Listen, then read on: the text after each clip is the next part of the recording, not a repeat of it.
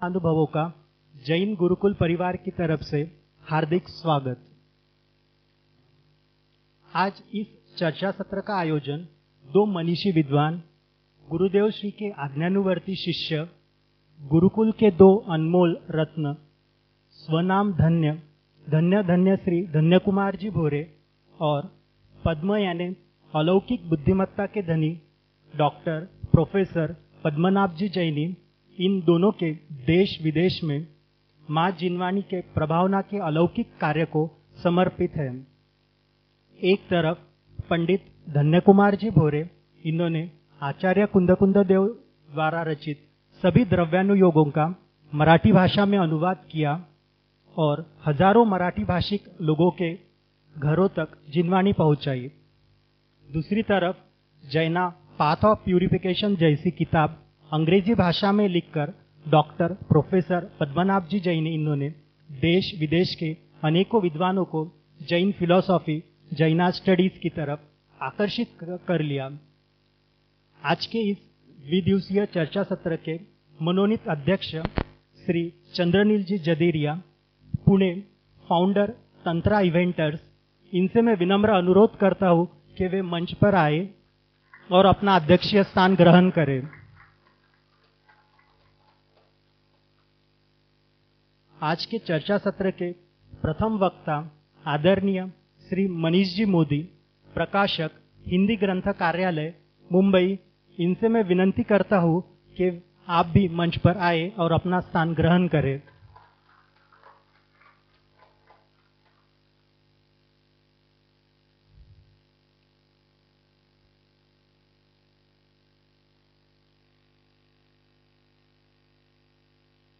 आज के चर्चा सत्र के दूसरे वक्ता श्री अमल प्रभ जी चौरे एक कुछ समय में यहां पर पहुंचेंगे।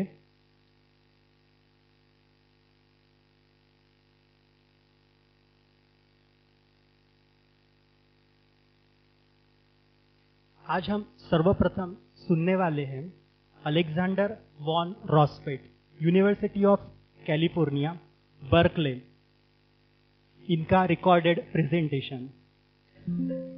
आप बौद्ध और एशियाई अध्ययन के प्रोफेसर हैं। भारतीय बौद्ध धर्म के सैद्धांतिक इतिहास और नेपाल स्थित नेवार बौद्ध धर्म पर आपका गहन शोध ही आपको इस क्षेत्र में एक अग्रणी विद्वान बनाता है। आपकी पहली पुस्तक बौद्ध क्षणभंगुरता के सिद्धांत पर केंद्रित है। मैं आज के दूसरे वक्ता अमल प्रभ जी चौरे, इनसे विनंती करता हूं कि वे मंचासीन होवे। प्लीज।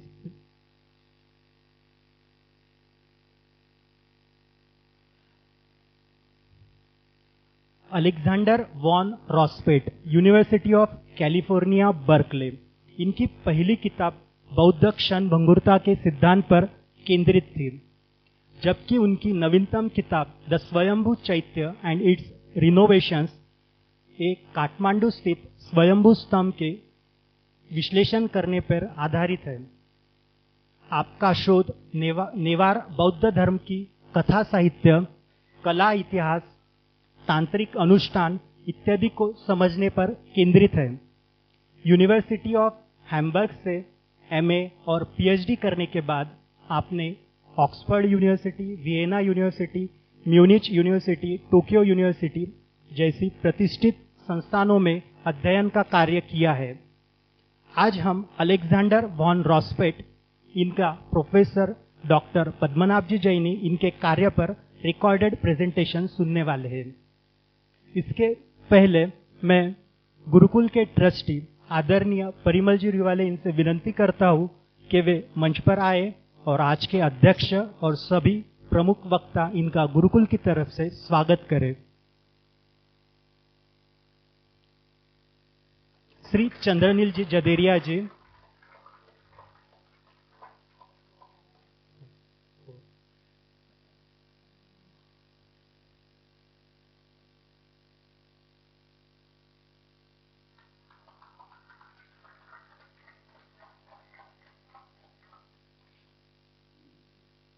श्री मनीष जी मोदी,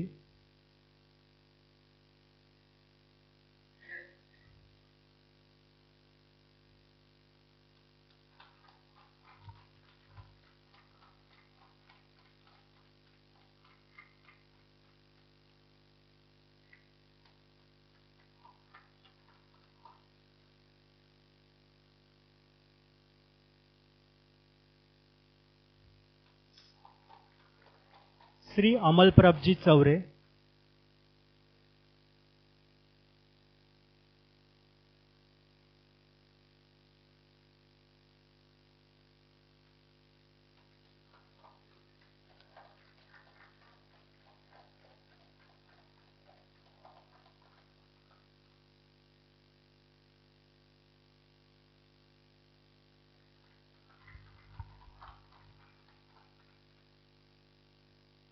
धन्यवाद परिमल भाऊ।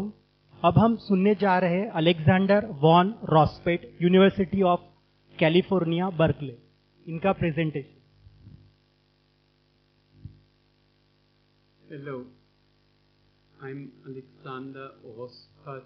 I'm professor at the University of California at Berkeley, where I teach Buddhism and the study of Indian religions, including Jainism.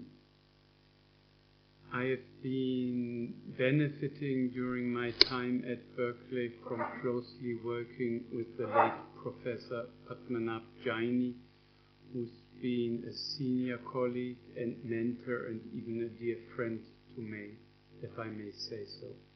I would have loved to be on this occasion with you to celebrate and honor the memory of Acharya Jaini and be with you for the first centenary of Dr. Jaini. But I'm not able to do this, to travel to India at this moment, but I would like to share some thoughts and reflections about the work of Professor Jaini.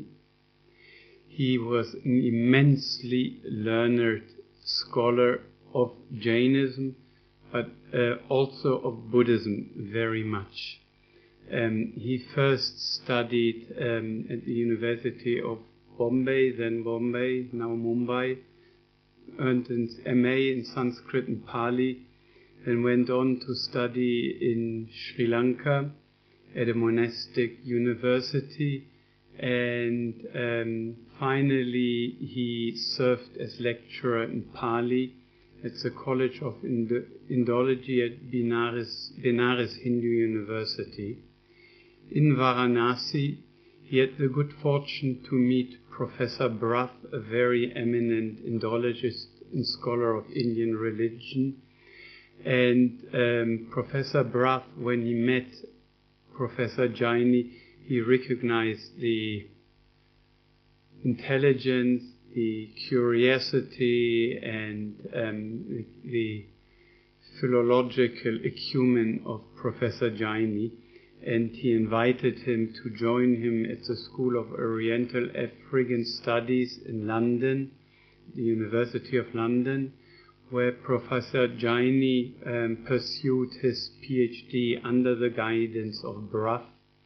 He worked on a very important Abhidharma work, a scholastic work, summarizing some of the teachings of Buddhism, a text known as the Abhidharma Deepa, shedding light on Abhidharma, and this allowed him to be hired at the very university where he earned it, at SOAS for short, the School of Oriental and African Studies. And before long, his fame spread to the US, and he was hired at the University of Michigan at Ann Arbor as professor of Sanskrit and Pali in the Department of Linguistics. And after serving there for a few years, he was invited to become professor of Sanskrit and Buddhist studies at the University of California, Berkeley, where I teach myself. This move has been very fortunate for the academic landscape in Northern America. He established a premier program of Buddhist studies, which I have the privilege of guiding myself these days. He, together with his colleague Professor Lou Lancaster, he established the premier program of Buddhist studies in the Western world and trained a large cohort of students who went on to establish Buddhist studies as a discipline at the University of Harvard, in Stanford, in UCLA. The list goes on and on. Beyond his work for Buddhism, his work on Jainism that he published at Berkeley was very important. At this time that his Jain Path of Purification was published, the first comprehensive study of the Jain tradition, authored in English, and authored in such a way that it's not only pitched at colleagues but also accessible for a larger audience, including undergraduate students who were the principal targeted audience when he wrote this book. This was followed by a more detailed study entitled The Jain Path of Purification. Both these monographs, very important Buddhist books, was published by the University of California Press. In addition to these monographs and to his mentioned work on the Abhidharma-Dipa, which he edited on the basis of manuscripts that had survived in Tibet and were brought to Patna, India by Rahul Sankrithyayana.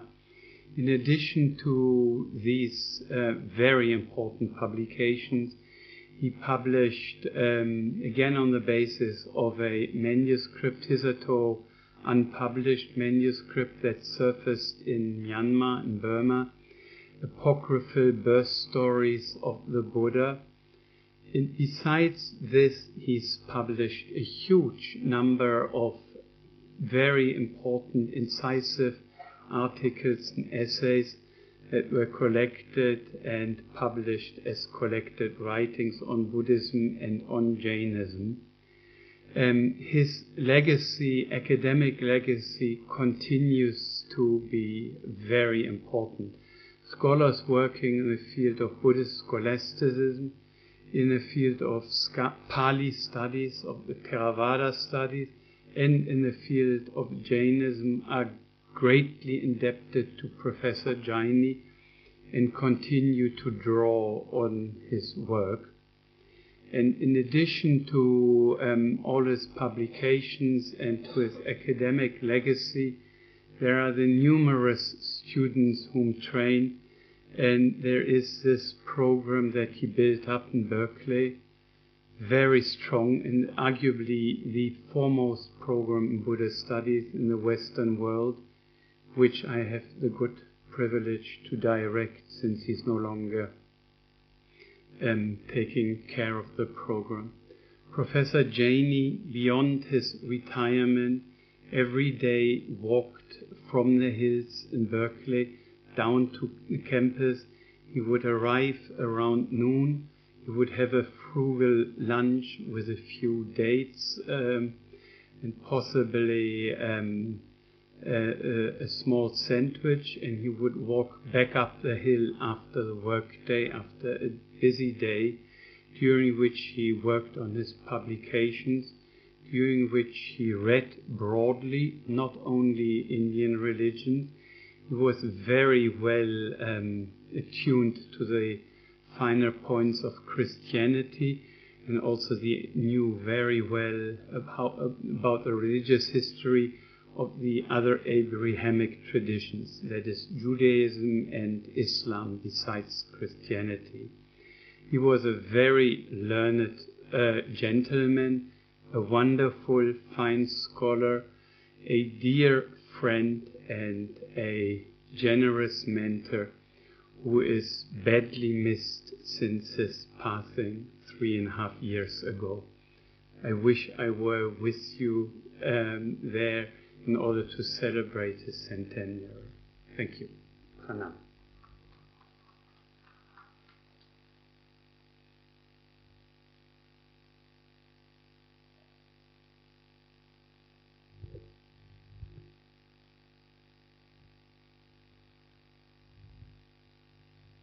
Alexander von Rospatt, इन्होंने पद्मनाभ जी जैन, इनकी जीवन कहानी, उनका academic career और उनका academic work जैसे जैना path of purification कैसा लैंडमार्क रहा है साउथ ईस्ट एशियन स्टडीज में, इसके बारे में अभी यहाँ पे चर्चा की।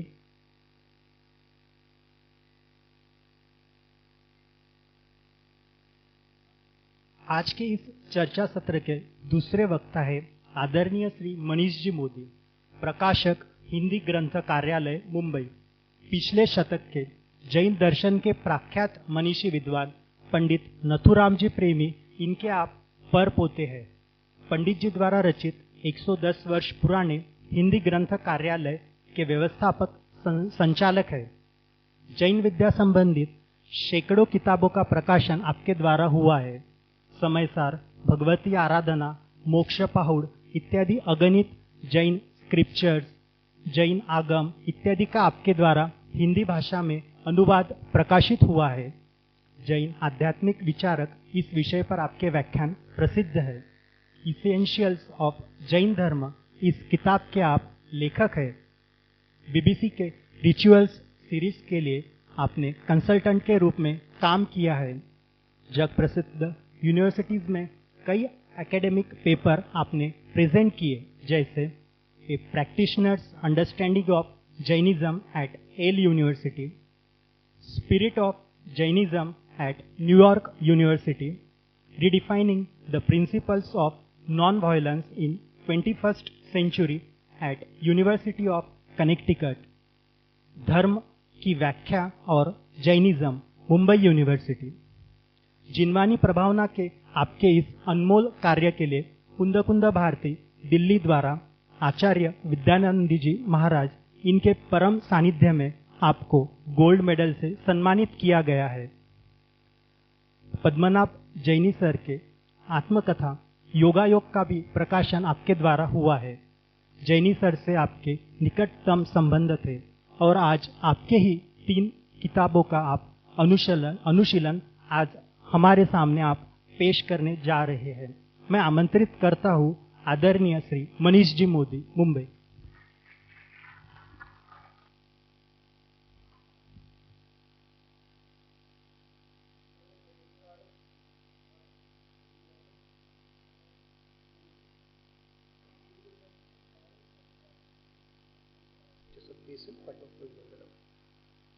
मंगलम भगवान वीरो मंगलम गौतम प्रभु मंगलम कुंद कुंदाद्यो जैन धर्मोस्तु मंगलम हरिहंता मंगलम नित्यम सिद्धा जगति मंगलम मंगलम साधवे सर्वे जैन धर्मोस्तु मंगलम सर्व मंगल मांगल्यम सर्व कल्याण कारकम प्रधानम सर्व धर्माणां जैनम जयतु शासनम जैनम जयतु शासनम जैनम जयतु शासनम। मंचासीन अध्यक्ष जी, विद्वज्जन, उपस्थित विद्वज्जन, विदुषियों, देवियों और सज्जनों, आपने यहाँ मुझे बुलाया, मुझे बहुत गौरव की बात है। जैनी साहब is a giant of our generation. I am unfortunate कि बहुत सारे जायंट्स के मैं दर्शन नहीं कर पाया था। फूलचंद जी शास्त्री, कैलाश चंद जी शास्त्री वर अलाइव जब मैं 18-20 साल तक था, लेकिन इतनी बुद्धि नहीं थी कि उनके दर्शन करने चाहिए। पीके मोदी साहब के दर्शन जरूर किए थे, is also related to us. तो उन्होंने बताया था कि हीरालाल जी क्या चीज थे और उपाध्याय जी क्या चीज थे और फूलचंद जी क्या चीज थे। अनफॉर्चुनेटली उनके दर्शन नहीं हो पाए। तो उसी कड़ी के एक व्यक्ति हैं पद्मनाभ जैनी साहब, उसी लेवल के, उसी क्लास के, उसी प्रकार की निष्ठा रखते थे। आज जो हम ये देखते भी हैं, सुनते भी, हम इतने सारे सेमिनार्स में जाना होता है, तो जो एक चीज सबको स्ट्राइक करती है इज दैट वो दैट लेवल ऑफ कमिटमेंट अब दिखता नहीं है। जो जीवन भर, जैसे मेरी मम्मी बताती, मेरे परदादा जी के बारे में, प्रेम जी के बारे में, या फूलचंद जी को भी देखा उन्होंने, महेंद्र कुमार जी थे। एक व्यक्ति आता है, सवेरे गया, 5 मिनट मंदिर में दर्शन किए, नहा धो के गया, आके बैठा है, सवेरे 8 बजे जो भी रोटी या दूध जो भी ले लिया, चाय पीते रही थे पुरानी पीढ़ी के स्कॉलर्स, 11-12 बजे तक बैठे हैं, भोजन हो गए, आधे घंटे वहीं लेट लिए वापस डेस्क पे बैठ गए, शाम के 6 बजे तक फिर से बैठे, कंटिन्यूसली काम कर रहे हैं, फिर भोजन ले लिए, 8-9, बॉम्बे में तो लाइट होती थी, 8-9 बजे तक फिर से काम कर रहे हैं. That commitment of working 10-12 hours a day for 40, 50, 60 years of their lives is exemplary. It's not found anywhere. रॉसपैट साहब ने एक बहुत ही मार्मिक बात बताई थी जब एक हमने रखा था ऑनलाइन, शायद आप भी थे उसमें, एक अपन ने रखा था ना जैनी साहब की स्मृति में. तो रॉसपैट साहब ने बताया था जैनी साहब जब इतने अशक्त थे, चल नहीं पा रहे थे, he gave his last lecture standing on the balcony of his house, और 50 मिनट अगाध वाणी, गंभीर सिद्धांतों को समझाती हुई, तलस्पर्शी वाणी उनकी, कि जाते जाते भी मैं अपना ज्ञान दे जाऊं लोगों को. ये जो है ना first universal I am here to give. Yes yes yes exactly.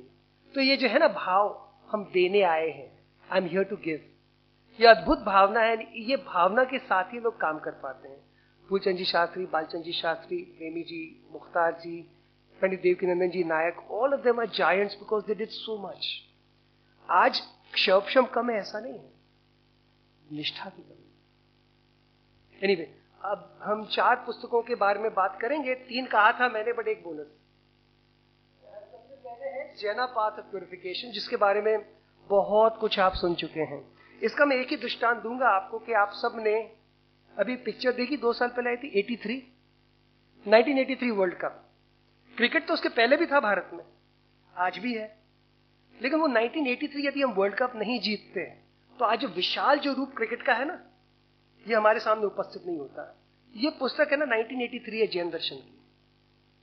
इसके बिना ये विशाल रूप, जो विराट रूप हम देख रहे हैं जैन दर्शन का, विदेश में 50 यूनिवर्सिटी में जैन चेयर्स हैं, भारत में इतना विराट रूप ले चुका है. हर साल शुद्ध रत्नाकर में क्या 400 स्टूडेंट्स प्राकृत पढ़ रहे हैं.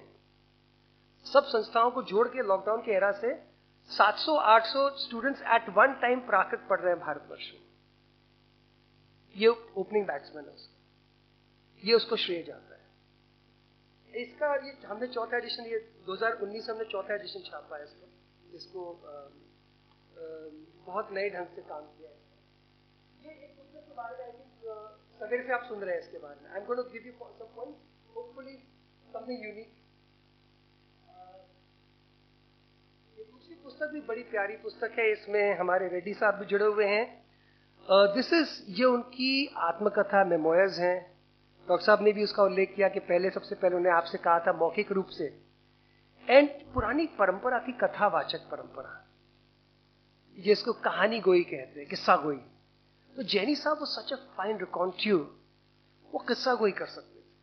आप संस्कृत का कोई ग्रंथ ले लो, प्राकृत का ले लो, पाली का ले लो, किसी परंपरा, किसी दर्शन की बात हो, किसी इतिहास की बात हो, वो सिर्फ किस्सा गोई कर सकते थे. तो इसमें उन्होंने अपने जीवन को बहुत ही शॉर्ट, सरलता से, और इसको देख के ही मैंने लिखा था कि सहृदय ज्ञानोपयोगी, in the sense of wonder.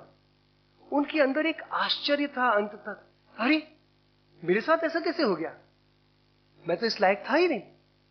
जैसे प्रेमी जी का अभिनंदन ग्रंथ छपा था 1938, जब बंगाल में अकाल था, 38 के आसपास की बात है. तो बिरला जी वगैरह लगे थे, यशपाल जी थे. तो प्रेमी जी से कहा कि आपने इतना सारा काम किया. तो प्रेमी जी जाके क्या कहा, अरे मैं तो कुछ किया ही नहीं, मैं तो किताब छाप रहा था, बेच रहा था, उसमें क्या बड़ी बात है. So Jenny Saab was like that. I don't know how. I'm this young boy from Nellikar in Karnataka. पता नहीं कैसे हो गया. एंड इनकी मॉडेस्टी है, उनका अटल पुरुषार्थ था, मतलब विलक्षण पुरुषार्थ था उनका, परंतु वो कहते योगायोग हो गया जस्ट बाय फ्लूक. ये उनकी विनम्रता का द्योतक है. एंड सचमुच एक बात जो चंदनी भी मिले हैं, जो भी उनसे मिले हैं व्यक्तिगत तौर पे, आप भी मिली हैं उनसे, वो दंग रह जाते थे, एक आदमी इतना विनम्र कैसे हो सकता है. He loved talking. He would talk endlessly. But there was a sense of modesty, a sense of humility, which is unmatched. इतने ईमानदारी से बात करते थे, दिल खोल के.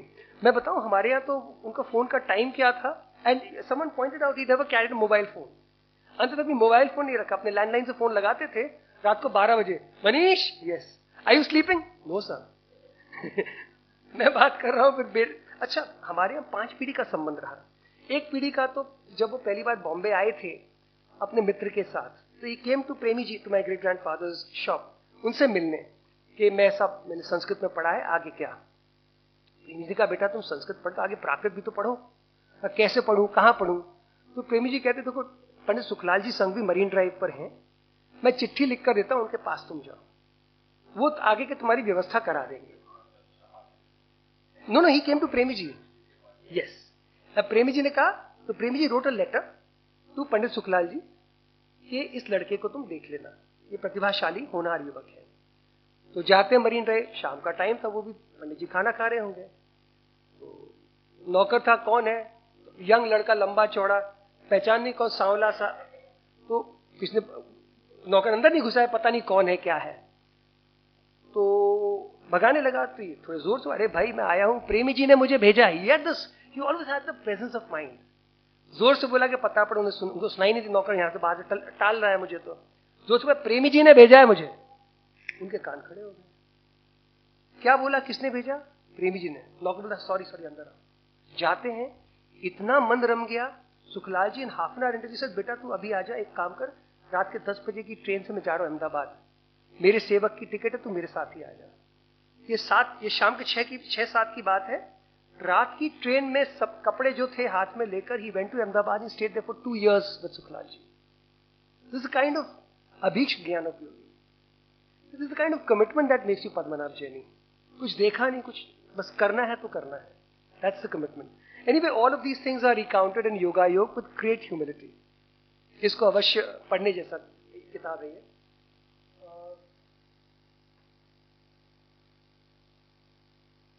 There's another book. At some point, Jaini Saab went and met the Pope. He was invited to meet the Pope. They had a nice conversation. उस पर सर मार्क टली हैं BBC के, उन्होंने इंटरव्यू लिया था जैनी साहब का। दैट इंटरव्यू को इस पुस्तक में हमने रिप्रोड्यूस किया। 2009 में भारत आए थे, तो मेरा लेक्चर था एशियाटिक में, सो आई स्विच्ड नेम्स, के जैनी साहब का लेक्चर था मेरे स्लॉट में, एंड ये लेक्चर दिया था क्रिश्चियनिटी एंड जैनिज्म। सो ये उस पर पुस्तक है।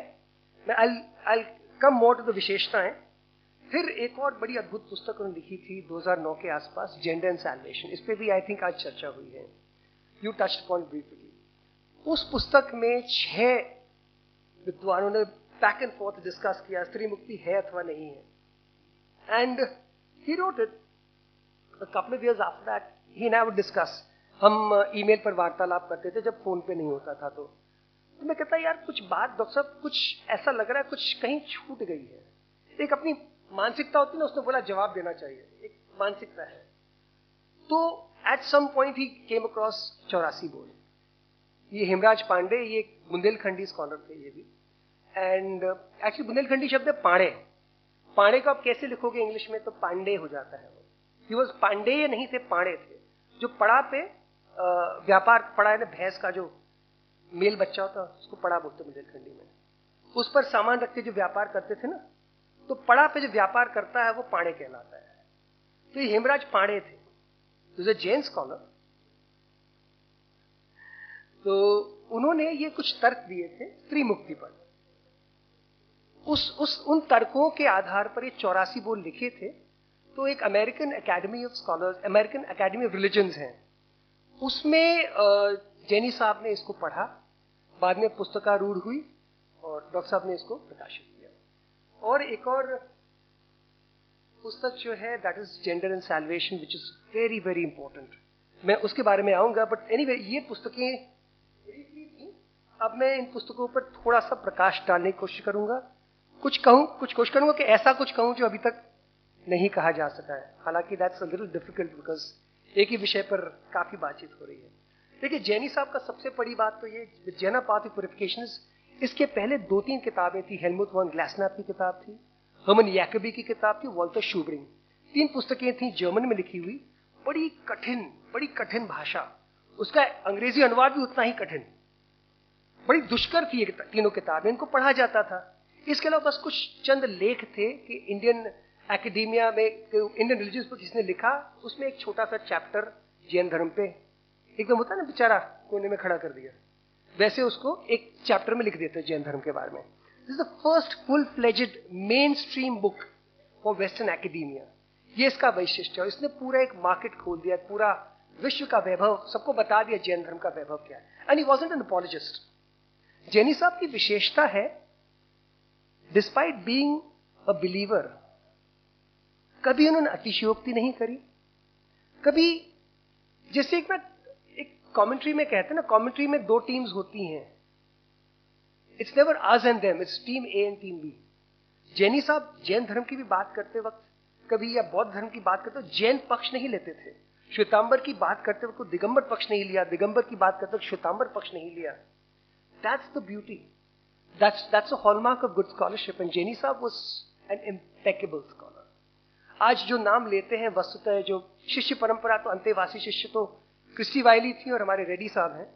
But he created, actually von Glasenapp also qualifies as a शिष्य, but he created as a role model. उनसे प्रेरित होकर आज जॉन कोट हैं, पीटर फ्लूगल हैं, पॉल डंडास हैं. इनसे मैंने व्यक्तिगत, हमारे मित्र, मैंने पूछा कि आप कैसे प्रेरित हुए. तो एक तो श्रवण बेलगोल से, और एक पद्मनाभ जैनी को हमने देखा कि ये बंदा काम करता है Jainism. he inspired so many generations of people. उनकी सरलता के, प्रेमी जी से उनका परिचय था, मेरे दादाजी से था, मेरे पिताजी से था, मुझसे दोस्ती थी, मेरे बेटे से भी दोस्ती थी. मेरा बेटा 19 साल का तब से दोस्ती थी. तो तू क्या करता है? सम्यक बोलता मैं क्रिकेट खेलता हूं. आगे क्या करेगा? नहीं अंकल क्रिकेट खेलूंगा. अच्छा ठीक है. तो सम पॉइंट सम्यक फिर प्राकृत पढ़ने लगा. अरे तू प्राकृत क्यों पढ़ रहा है? तो नहीं मुझे अच्छी लगती. अच्छा लेकिन तू स्कॉलर मत बनना, इसमें कोई पैसा वैसा नहीं है. ठीक है. अब तो खैर he passed, he would have been very happy कि सम्यक उनके पड़ोस में ही गया है पढ़ने. बट बड़े प्यारे, एंड मतलब एक दादा की तरह ही, सम्यक को दादा की तरह, पोते की तरह ही ट्रीट करते थे.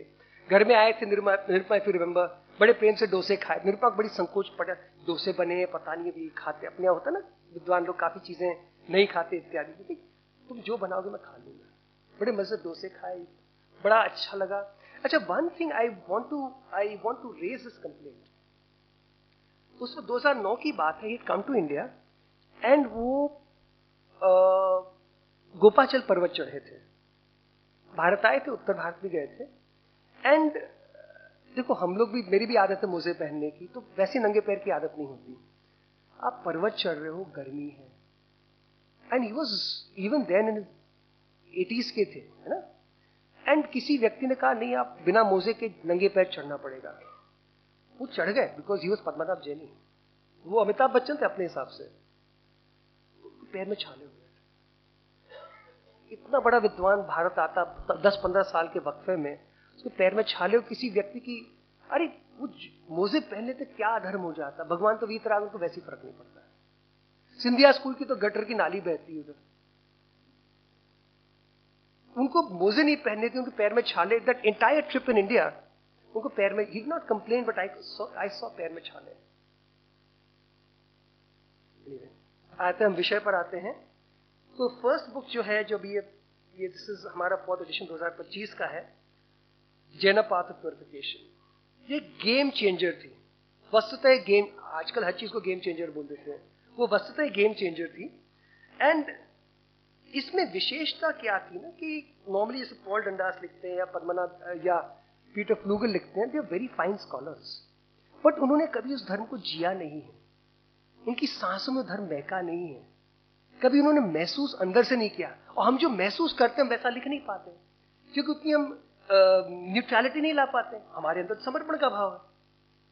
समर्पण का भाव नहीं चाहिए हमको, तो निष्ठा चाहिए, एकेडमिक निष्ठा.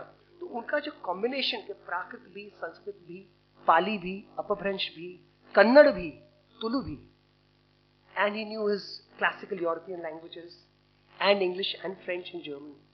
इतनी भाषाओं के बहुभाषाविद होने के बाद जो पुस्तक लिखी, इसलिए अद्भुत है.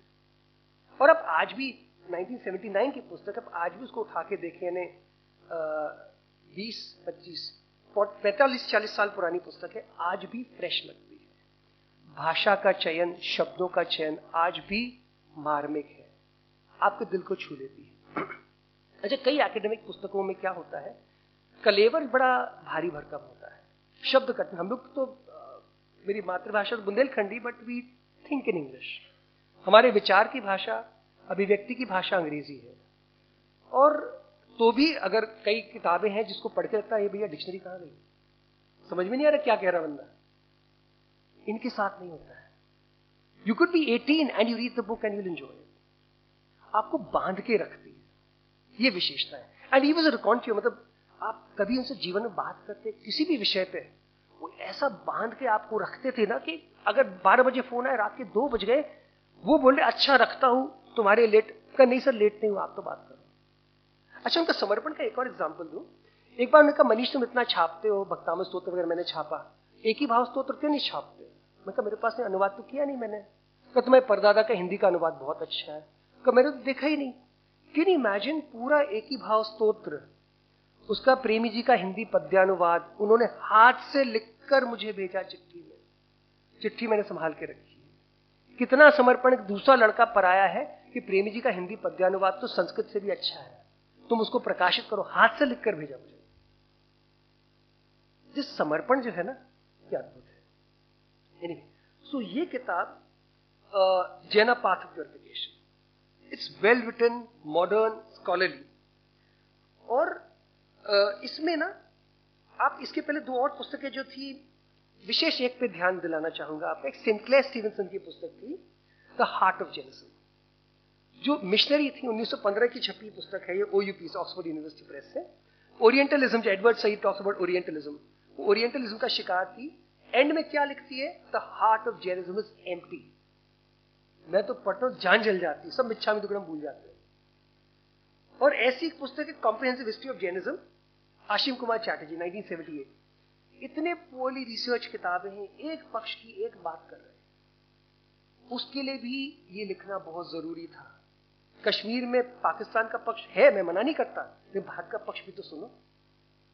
भारत का पक्ष कहने वाली ये पुस्तक है. तो ये अच्छा, विशेषता क्या है ना, नॉर्मली एज बुक ट्रेड में हम देखते हैं कोई पुस्तक बहुत टेक्निकल होती है ना, सामान्य पाठक नहीं जुड़ पाता उससे. और अगर बहुत सामान्य हो तो विद्वान नहीं जुड़ पाते हैं. इस पुस्तक में विद्वान भी जुड़ेगा और सामान्य पाठक भी चाव से पढ़ेगा. ये वैशिष्ट्य है उनका. इसमें चैप्टर्स जो हैं बड़े इंटरेस्टिंग हैं, because chapters you understand the schematic arrangement. पहला है Mahavir and the foundations of Jainism. ये हर बात को अपने ढंग से कह रहे हैं. स्टार्ट कहां से हुई, बिल्कुल आप क्रोनोलॉजिकल ऑर्डर देखिएगा. सेकंड है, फर्स्ट जो चैप्टर है, फर्स्ट डिसाइपल्स, महावीर के पहले जो शिष्यगण कौन है और जैन शास्त्र कैसे लिखे गए. First disciples and Jain scriptures.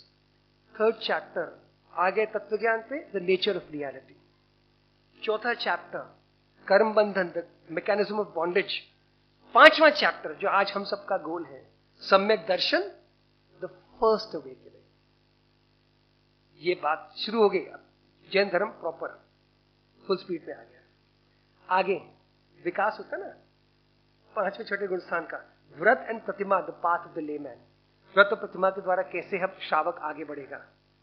आगे जैन रिचुअल्स एंड सेरेमनीज, हम जो भी कर्मकांड हमारे हैं, जो परंपराएं हैं, वो कैसी हैं, क्यों हैं और कैसे विकसित हुई. उसके बाद है the mendicant path and the attainment of the goal, कि श्रमण मार्ग क्या है और लक्ष्य की प्राप्ति कैसे हो. उसके बाद अब जब मोक्ष की बात कर ली, आगे संसार पे आ गए वापस. Jain society through the ages, Jain समाज का कैसे विकास हुआ है. Growth and survival. ग्रोथ तो हमने देखा, राज्याश्रय था तब ग्रोथ हुआ, राज्याश्रय खत्म हुआ, विघटन शुरू हो गया. कैसे सर्वाइव किया. एक बात तो ये कही है कि बुद्धिज्म नष्ट हो गया, जैन धर्म सर्वाइव हुआ. एक कारण इसमें भी इस पुस्तक में आता है, ये भी है, I think we have touched on it, कि जैन साधु का जो चरित्र था ना, बौद्ध साधु उस काल के, अगर आप कंटेम्प्रेरी लिटरेचर पढ़ते हैं संस्कृत नाटकों में भी, तो जब तक जो विघटन का काल है, बौद्ध साधु were known for being very lenient, very lax. वो अपने व्रतों का पालन नहीं किया करते थे.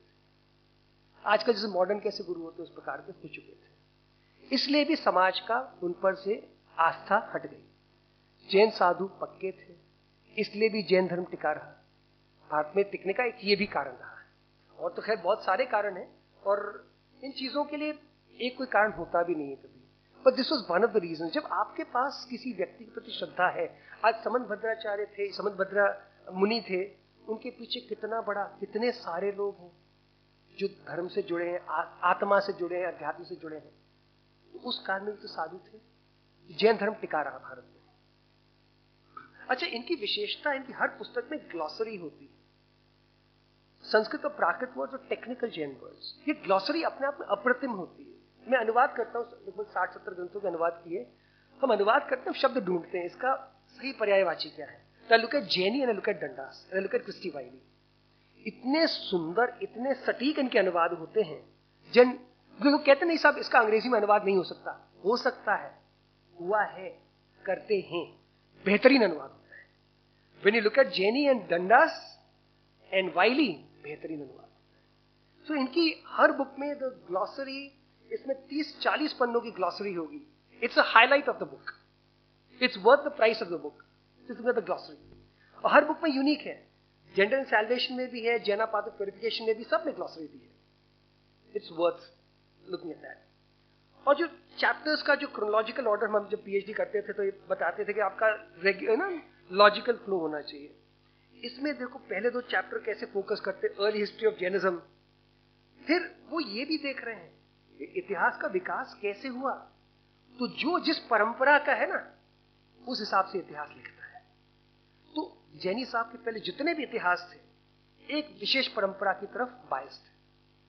99%, इसमें आप उठा के देख लो कोई भी पुस्तक, ये फैक्ट है, ओपिनियन नहीं कह रहा हूं, ये फैक्ट है। जैनी साहब ने कहा नहीं भाई, एक परंपरा की बात करते हैं, अच्छी बात है, दूसरी परंपरा की भी बात तो करो। 2 हाथ है ना मेरे, एक लेफ्ट का बात तो राइट की भी तो बात करो। दोनों पक्षों को सामने रखा और दृढ़ता से रखा।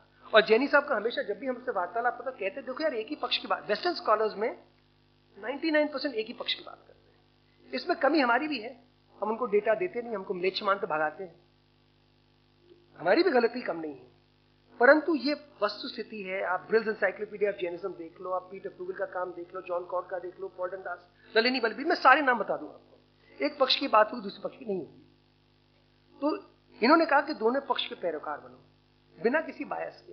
दूसरे पक्ष की भी इन्होंने बहुत अच्छे से बात करी। और फिर जो हम, ये नहीं शब्द बड़ा लूज एंड ईजी कि आगम क्या है ना, इस पे विचार करना बड़ा मुश्किल है। हम तो इसको भी आगम बोलते, उसको भी आगम बोलते, कहां किसको। आज बात हुई परमागम। आगम यदि हम मानते हैं, जो श्वेतांबर डेफिनेशन भगवान की डायरेक्ट वाणी आगम है, तो कुंदकुंदाचार्य की वाणी आगम तो नहीं हो सकती, परम तो सवाल ही नहीं। फिर आगम की इन्होंने भी समझा, आगम वो है जो हम सिर्फ शब्द करता नहीं, अर्थ करता भी जो भगवान की वाणी है, उसको भी हम आगम मानते। तो कुंदकुंदाचार्य को भी आगम मानते, प्रभाचंद्र को भी आगम मानते, देवसेनाचार्य को भी आगम मानते हैं, धरसेनाचार्य को तो मानते ही थे। तो इतनी जो व्यापक परंपरा आगम की है ना, 10वीं शताब्दी का, 20वीं शताब्दी का भी अगर कोई आचार्य है जैन परंपरा में भगवान महावीर की वाणी की बात को इंगित करता है, तो हमारे लिए आगम है। ये जो ब्रेथ ऑफ विजन है ना, ये जैनी साहब की है। इसके बाद जो कर्म सिद्धांत पे बात करी है, सम्यक दर्शन पे बात करी है, जिस प्रकार से प्रतिमाएं ली जाती हैं, इनका विकास कैसे हुआ।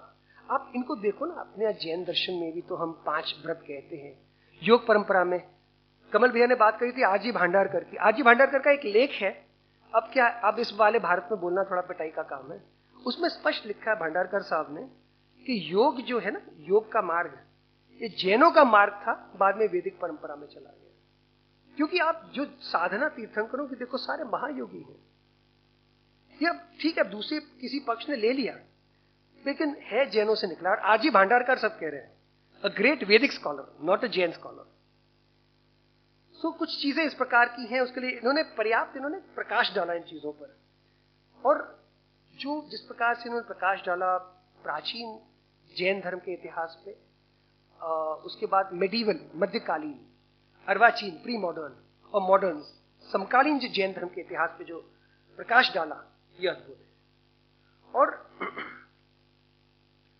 एक और बात आती है कि लोग कहते कि आप इसका जो अनुभव है, अनुभव की अभिव्यक्ति कैसे करोगे। और ये तो रायमल्ल के सामने भी बात उपस्थित होती है, अनुभव की अभिव्यक्ति कहां तक हो और कैसे हो। आप पूज्यपाद से भी कहेंगे, जोइंदू से भी कहेंगे, अनुभव की अभिव्यक्ति कैसे हो। तो जितना संभव था जैनी साहब ने प्रकाश डाला। बट यू कैन से नहीं साहब अनुभव पे बहुत बात नहीं करी, बट अनुभव बात करने की चीज ही नहीं ना। अनुभूति की वस्तु को आप शब्दों में कैसे उड़े लेंगे। तो दुस्साहस भी नहीं किया उन्होंने। जिस बौद्ध धर्म में बहुत सारी बातें अनुभव पे कहते हैं, लेकिन कितने सत्य के धरातल पे कितनी खरी उतरती भी होती है। हाँ, जैनी साहब को न्यू एज से उनको पसंद नहीं आता था। उनको ना ये फीलिंग्स एंड वाइब्स, ये सब बातों में दम नहीं। जो गुजरात में वात्मा मालिन्य थी, इस बात में दम नहीं थी ना। वो बातें, उनको ठोस विद्वान थे, ठोस बात करो। फालतू ऐसी वैसी बात वो नहीं सुनते थे, नहीं करते थे, और उसको स्वीकारते भी नहीं थे।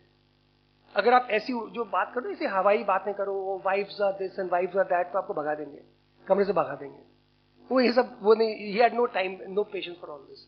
मराठी में बड़ा अच्छा शब्द पोपटपंती। He had no time for all this. He was very polite, very courteous, but no time for this. तो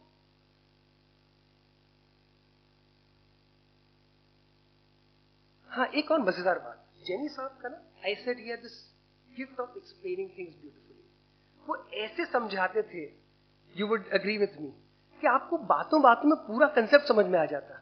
अब जैसे किताब, ये टेक्स्ट जैना पाथ प्यूरिफिकेशन लगता है टेक्स्ट बुक है, साहब कैसे पढ़े।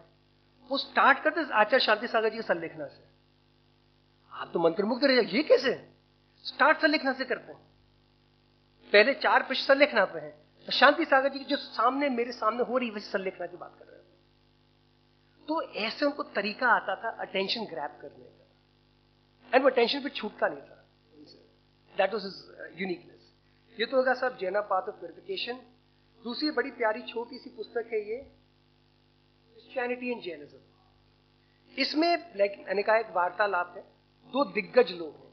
एक तो टीवी का मीडिया स्पेशलिस्ट है सर मार्क टली, और इतना बड़ा रिपोर्टर है कि उसको नाइटहुड दी गई। तो आप समझ सकते हैं कितना बड़ा और कितना विद्वान व्यक्ति था। और सामने जैनी साहब है। तो मार्क टली क्वेश्चन पे क्वेश्चन ठोकते जा रहे हैं, और जैनी साहब का जो आंसर, आप you can just imagine being there, मुस्कुराते जा रहे हैं, अपने बैठे टिके बैठे आराम से, और जवाब दे रहे हैं। मार्क टली बोलता, आपका तो भगवान ही नहीं है, आपका क्या होगा। तो बोलते, बात तो सही है यार, we have no God, but we become God ourselves. What could be more empowering? मतलब वो जितने तीर छोड़ता है ना, ये सारे तीर ले भैया तो अपने पास रख ले। This is kind of, and this is coming from the truth. Jaini साहब ने इतने बड़े जीवन, पता नहीं कितने पेपर्स लिखे होंगे। इसमें इसके एंड में लिखा है कितने पेपर्स लिखे, कितनी पुस्तकें, एक शब्द झूठ नहीं लिखा। वो अव्याबाद सुख की बात करते हैं, मोक्ष की बात करते हैं, स्त्री मुक्ति की बात करते हैं, झूठ नहीं लिखते। उनको कभी लगा नहीं कि मेरा धर्म इतना कमजोर है कि I have to prop it up with false narratives. He don't try to build any false narratives. सत्य कहते हैं, इतना पावरफुल सत्य है उनका कि आप मंत्रमुग्ध रह जाते हैं, और कहीं ना कहीं आप मन में बैठे हैं, भैया जैन धर्म की बात तो पक्की है। आप स्वीकारो नहीं स्वीकारो अलग बात है, आप उसको काट नहीं सकते, जो है सो है। तो ये हमेशा पाश्चात्य दृष्टिकोण से जो एस्थेटिक बात है, तुम इतना अपने आप को कष्ट क्यों देते हो भाई, इतना कष्ट क्यों दे रहे हो। और हमारे यहाँ तो सचमुच ये कहा है कि अगर तुम व्रत को पाल नहीं सकते हो, संलेखना ले लो। लुक लगता है बड़ा कठिन है। तो जैनी साहब समझाते, देखो ये मार्ग बताया है, हर व्यक्ति फॉलो करे, कोई कंपल्शन नहीं है, but this is how it is. अब हर व्यक्ति स्कॉलर बने जरूरी नहीं है, बस स्कॉलर बनना है तो वैसा आचरण करना पड़ेगा। अगेन जैनी साहब ना बिना पर्टर्ब हुए, बिना चिढ़े, अपनी बात को बड़ी शांतता से कह रहे हैं, एंड दैट्स हिज ब्यूटी। आगे हम बात करते हैं कोइंसिडेंसेस। अब ये पुस्तक तो हमारे रेड्डी साहब ने बड़ी मेहनत करी, ही टाइप द बुक, अरेंज की थी फोटोज वगैरह वगैरह, फिर हमने बड़ा इसमें दिमाग लगाया कि कैसे काम किया जाए, फोटोज बीच में आनी चाहिए, कहाँ आनी चाहिए, काफी कुछ इसमें। क्रिस्टी वाइली ने 2 बार इसका पूरा स्पेल चेक, पूरा का पूरा चेक किया क्रिस्टी वाइली ने, अद्भुत। एंड शी इज 78 और 79। अभी उनके ससुर 100+ के थे, उनका देहांत हुआ। कोई यंग स्प्रिंग चिकन कोई नहीं है, लेकिन जिस प्रकार की उनकी निष्ठा थी, पूरी पुस्तक 2 बार चेक करी उन्होंने, वर्ड एक एक comma, full stop, apostrophe. And Kristi Wiley मतलब पद्मनाभ जैनी की शिष्या हैं। प्राकृत, संस्कृत, अपभ्रंश, पाली, अंग्रेजी। आपको लगता है मेरी प्रूफ रीडिंग टफ है, उनकी 10 टाइम्स मोर टफ है। लोग मुझे वैसे बदनाम करते मेरी टफ है। That's the kind of work. उसके बाद ये पुस्तक इसमें मजेदार बात है कि मेरे बेटे ने कवर डिजाइन किया एंड वो करता अपने आप करता, हम लोग को तो कुछ आता, मैं तो बहुत अनाड़ी हूँ, वो अपने आप करता रहता है चीजें। उसने अचानक अपने आप ये कलर्स चूज किए कि फोटो तो उनसे मंगवाई, 2-3 ये फोटो चुनी और एक कलर उसने चुना कि ब्लू एंड गोल्ड अच्छा लग रहा है। जेनी साहब को भेजा, उनसे पूछे बिना तो कुछ नहीं करते थे। कहा यार ये बहुत अच्छा है और तुम्हें मालूम है बर्कली के कलर्स हैं। हमें क्या मालूम बर्कली के, मुझे ये भी ना कि यूनिवर्सिटी के कलर भी होते हैं। हमारे स्कूल यूनिफॉर्म का ग्रे पैंट था, व्हाइट शर्ट, इतना हमको मालूम है। अब यूनिवर्सिटी के कलर होते हैं हमको तो नहीं मालूम, सर ये इत्तेफाक से यही बर्कली के कलर्स है। सो ये कवर डिजाइन किया सम्यक ने, ये वाला सम्यक का डिजाइन किया हुआ है, ही लाइक दिस, ये सम्यक का डिजाइन किया हुआ है। सो ऑल दीज थिंग्स उनकी इतनी मार में इतनी बारीक, अच्छा ये कवर में बेटा ऐसा करना, तो सम्यक जी बात कर रहे हैं, हाँ सम्यक यू डू दिस, आता तू क्या कर, तो अच्छा यू डू दिस, ऐसा करो। सम्यक जी दूसरे दिन ईमेल भेज रहे हैं ऐसा बना के, तो फिर उनका yes this is this fine. तो ऐसे कोइंसिडेंसेस बनी है। अच्छा इनका हमेशा था जैनी साहब का, मैं कहता आपको में छापना है, अरे क्या करना, ये भी किताब ना शिवंकर जी, ये बात खत्म होगी, मैंने कहा दोबारा छापते। अरे क्यों छाप रहे हो मनीष, तुम्हारा नुकसान हो जाएगा यार, 1000 कॉपी बिक गई, दोबारा और कौन खरीदने वाला है, मत छापो दोबारा। मैंने यार उनको क्या लेना, मैं छापूं बिके या नहीं बिके, उनको बड़ी चिंता रहती थी कि तू छाप रहा है, बिकनी चाहिए तेरी, दोबारा छापने की जरूरत नहीं, अभी खरीदे वो कौन खरीदेगा अभी सेकेंड टाइम पे। ऐसी एक और मैंने छापी ना परमात्मा प्रकाश योग सार, तो मेरा हमेशा रहता मौलिक भाषा, जो मुझे बड़ा रहता है, पीड़ा रहती है कि आप ब्रंश को लोग रिकॉग्नाइज नहीं करते।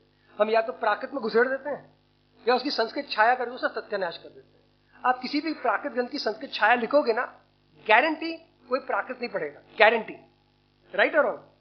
लाडू में भी है, तो आप सब ग्रंथों के पाली प्राकृत ग्रंथों के संस्कृत छाया लिख, तो कोई घूमता ही नहीं, लेफ्ट कॉलम को देखते नहीं, इसी राइट कॉलम देखते हैं या फिर मिडिल कॉलम देखते हैं संस्कृत वाला।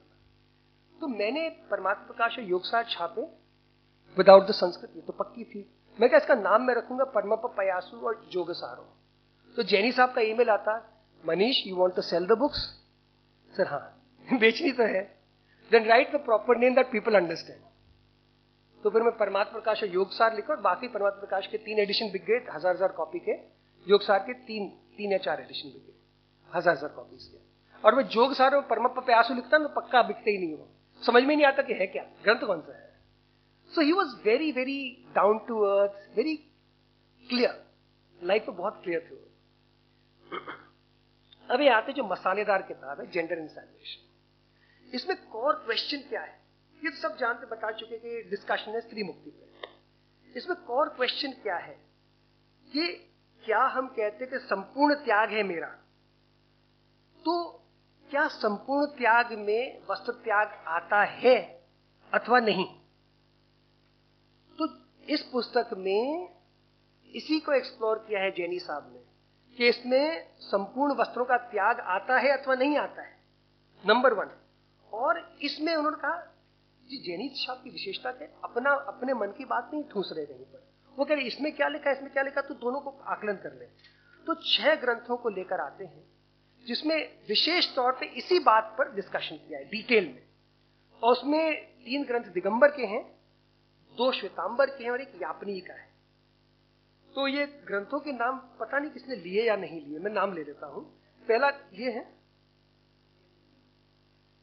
अच्छा उद्दंड, हाँ, तो पहला सूत्र पाहुड़ है, 2वीं शताब्दी आचार्य कुंदकुंद का दिगंबर पॉइंट ऑफ व्यू। फिर उसके सामने यापनी पॉइंट ऑफ व्यू से शाक्टायन जो बहुत बड़े वैयाकरण भी थे, ने स्त्री निर्वाण प्रकरण लिखा जो कुंदकुंदाचार्य की बात को काटा। उसके बाद आचार्य प्रभाचंद्र न्याय कुमुदचंद्र जो टीका लिखी है उसमें इस बात को फिर से काटा, शाक्टायन को काटा उन्होंने न्याय कुमुदचंद्र में, 10वीं शताब्दी का है। आप विकास देखिए, 2वीं शताब्दी कुंदकुंदाचार्य, 9वीं शताब्दी शाक्टायन जो स्त्री मुक्ति के पक्ष में है। फिर उसके विपक्ष में है न्याय कुमुदचंद्र आचार्य प्रभाचंद्र 10वीं शताब्दी। फिर 12वीं शताब्दी में आचार्य जयसेन है, प्रवचन सार की टीका में तात्पर्य की टीका फिर से लिखते नहीं साहब स्त्री मुक्ति तो संभव नहीं है। उसके बाद श्वेतांबर है आचार्य गुणरत्न, वो है 15वीं शताब्दी में, वो इन सबका खंडन करते, तर्क रहस्य दीपिका वृत्ति है, हरिभद्र सूरी का शब्द दर्शन समुच्चय हमारे मेरे ख्याल आप सब हम सब ने पढ़ा है, एट सम पॉइंट या हम सब पढ़ते हैं. It's a compulsory book for जिसको भी जैन दर्शन पढ़ना, शब्द दर्शन समुच्चय पढ़ना पड़ता है. शब्द दर्शन समुच्चय पे एक विशेष जो टीका है, तर्क रहस्य दीपिका वृत्ति, आचार्य गुणरत्न की 15वीं शताब्दी, उसमें हरिभद्र सूत्र 8वीं शताब्दी में, बट 15वीं शताब्दी की टीका है, उसमें फिर से इस बात को उखाड़ा कि स्त्री मुक्ति संभव है, दिगंबर लोग रॉन्ग है. और इसी बात को आगे 17वीं शताब्दी में ले गए. युक्ति प्रबोध एक ग्रंथ है, उपाध्याय मेघ विजय जी, बहुत अच्छे बड़े विद्वान थे, नैयायिक भी थे और नव्य न्याय की शैली में भी लिखा उन्होंने. तो युक्ति प्रबोध लिखा, उसमें सुपज्ञ वृत्ति भी लिखी. उन्होंने इस बात को फिर से कहा कि नहीं साहब, स्त्री मुक्ति तो संभव है, इसको कैसे, और इस बात को यहां पर खत्म कर दिया जेंडर सैल्वेशन में. उसके बाद कुछ वर्ष बाद यह पुस्तक लिखी गई, हेमराज पांडे की 84 बोल, क्योंकि हेमराज पांडे आचार्य गुणरत्न और उपाध्याय मेघ विजय की सारी बातों का खंडन करते हैं. तो एक स्टोरी कंप्लीट हो गई, यहां से चली यहां पे खत्म हो गई. इसके जब भी आप जेंडर एंड सैल्वेशन पढ़ते हैं, इसको साथ में पढ़ना चाहिए. इनके सारे जो अनुवाद एकदम परफेक्ट फ्लॉलेस अनुवाद हैं. इंग्लिश में अनुवाद दिया है, नीचे फुटनोट्स में मूल पाठ दिया, आप टैली कर लो, फ्लॉलेस मूल पाठ है. और उसके बाद में एंड में नोट्स भी दिए उन्होंने कि भाई अगर आप पूरा नहीं पढ़ पा रहे हो, आप थक रहे हो, तो आप नोट्स पढ़ लो. और ये बड़े डिटेल्ड नोट्स होते हैं, मतलब जैनी साहब के नोट्स है ना, एकदम पूरी बात बोलते हैं, नीर क्षीर विवेक, दूध का दूध और पानी का पानी. तो अब ये मूल जो विचारधारा दो क्या कहती है, दिगंबर विचारधारा कहती है कि संपूर्ण नग्नता, नग्गो ही मुख्य मग्गो. भगवान महावीर को तो सब मानते कि नग्न थे, तो वो दिगंबर कहते हैं कि संपूर्ण नग्नता के बिना मुक्ति संभव नहीं है. और हम जो दिगंबर कहते हैं कि महिलाएं नग्नत्व को नहीं पाल सकती, पूर्ण नग्नत्व को नहीं पाल सकती हैं, इसलिए वो उस शरीर से मुक्ति की प्राप्ति नहीं कर सकती. श्वेतांबर मान्यता कहती है कि जो वितरागता है ये इंटरनल बात है, भाव की बात है. शरीर से आप नग्न हो या नहीं हो, इससे कोई लेना देना नहीं. और उन्होंने कहा कि स्त्रियां मोक्ष की प्राप्ति कर सकती बिना कपड़ों का त्याग, वस्त्र त्याग किए. अच्छा, एक बात पक्की दोनों परंपराओं में कि स्त्री तो किसी भी परिस्थिति में नग्न नहीं हो सकती, ये दोनों स्वीकार है कि ये तो नहीं चलेगा. श्वेतांबर बोलता नहीं हो सकती पर मोक्ष हो सकता है, दिगंबर बोलता नहीं हो सकती है इसलिए मोक्ष भी नहीं हो सकता है. ठीक है. अब ये इसमें हो क्या रहा है कि जितने भी जो जैन विचारक हैं, दिगंबर अथवा श्वेतांबर अथवा यापनीय, वो देख रहे हैं कि क्या क्या बंधन है, क्या क्या बाधाएं हैं महिलाओं पर. कि मटीरियल तो बाधाएं हैं, आध्यात्मिक बाधाएं मान रहे कि नहीं साहब चंचलता है इसलिए नहीं हो सकती, ये इसलिए, लेकिन शारीरिक बाधाएं को भी गिन रहे हैं. जो वस्त्र त्याग नहीं कर सकती, ये भी बाधा है, ये भी अवरोध है. और जेंडर सैल्वेशन की विशेषता है कि खाली जैन धर्म की चर्चा नहीं है. ये जो परिचर्चा है कि स्त्री का स्थान क्या हो समाज में और धर्म में, ये केवल जैनत्व की चर्चा नहीं, तो हिंदू, जैन, बौद्ध, सिख, किसी भी धर्म में ये चर्चा हुई है. इस ईसाइयों में, सब जगह ही यही बात है, जो मिसोजिनी हम कहते हैं कि किसी भी धर्म में महिला को इक्वल स्थान तो नहीं दिया गया. सही और गलत की बात नहीं हो रही, हम तो ऑब्जर्व करें कि समान स्थान तो नहीं दिया गया. इसमें आगे आता हूं कैसे और कहां. तो इसमें प्रश्न ये उठता है कि क्या महिला की समान है आध्यात्मिक दृष्टि से अथवा नहीं है. और इतनी गंभीरता से जो 6 टीकाएं बाद में हेमराज पांडे का एक काम है, इसी विषय पर इतना अधिक प्रकाश डाला है. उसको not just a student of Jainism, a student of any religion anywhere in the world, जितने लिबरेशन वाले ना, फीमेल लिबरेशन, इन सबको पढ़ना चाहिए कि वस्तु स्थिति क्या है. और बहुत जगह आप देखेंगे जैन दर्शन को जब आप पढ़ते हैं ना, अन्य दर्शन के साथ भी, जो बात जैन दर्शन में इतनी बारीकी से कही है, इसी बात को अन्य दर्शनों में, खासतौर पर भारतीय दर्शन में जो बात यहां है वही सब जगह अलग नहीं है. इससे कुछ ये माल सब जगह इधर जो मिल रहा है वही सब आपको बाहर मिलेगा, बट यहां ज्यादा बारीकी, ज्यादा टाइट उसको एकदम गूंथ के रचा गया है, एकदम परफेक्टली. और एक ये तो है कि हम ये कह रहे हैं कि 2 परंपराएं ऐसा कह रही हैं, ये केवल 2 परंपराएं नहीं है. भारत की अप्रोच है टू विमेन, ये भारतीय अप्रोच बताई जा रही संपूर्णता से. और इसमें ना एक मजेदार नहीं कहना चाहिए, एक बहुत ही गंभीर बात निकल के आती है, जो हम चूंकि सब स्वाध्याय करते भी नो अबाउट दिस कि हमने, और ये पहली बार है विश्व के किसी भी दर्शन में कि इस बात को कहा है कि अ वुमन और अ मैन, उनका जो शरीर है उससे उनके सेक्सुअल ओरिएंटेशन का कोई लेना देना नहीं है। शरीर एक अलग वस्तु है और वेद अलग है।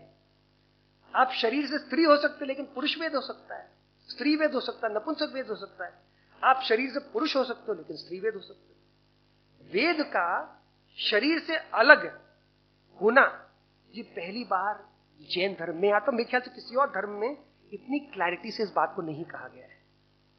तो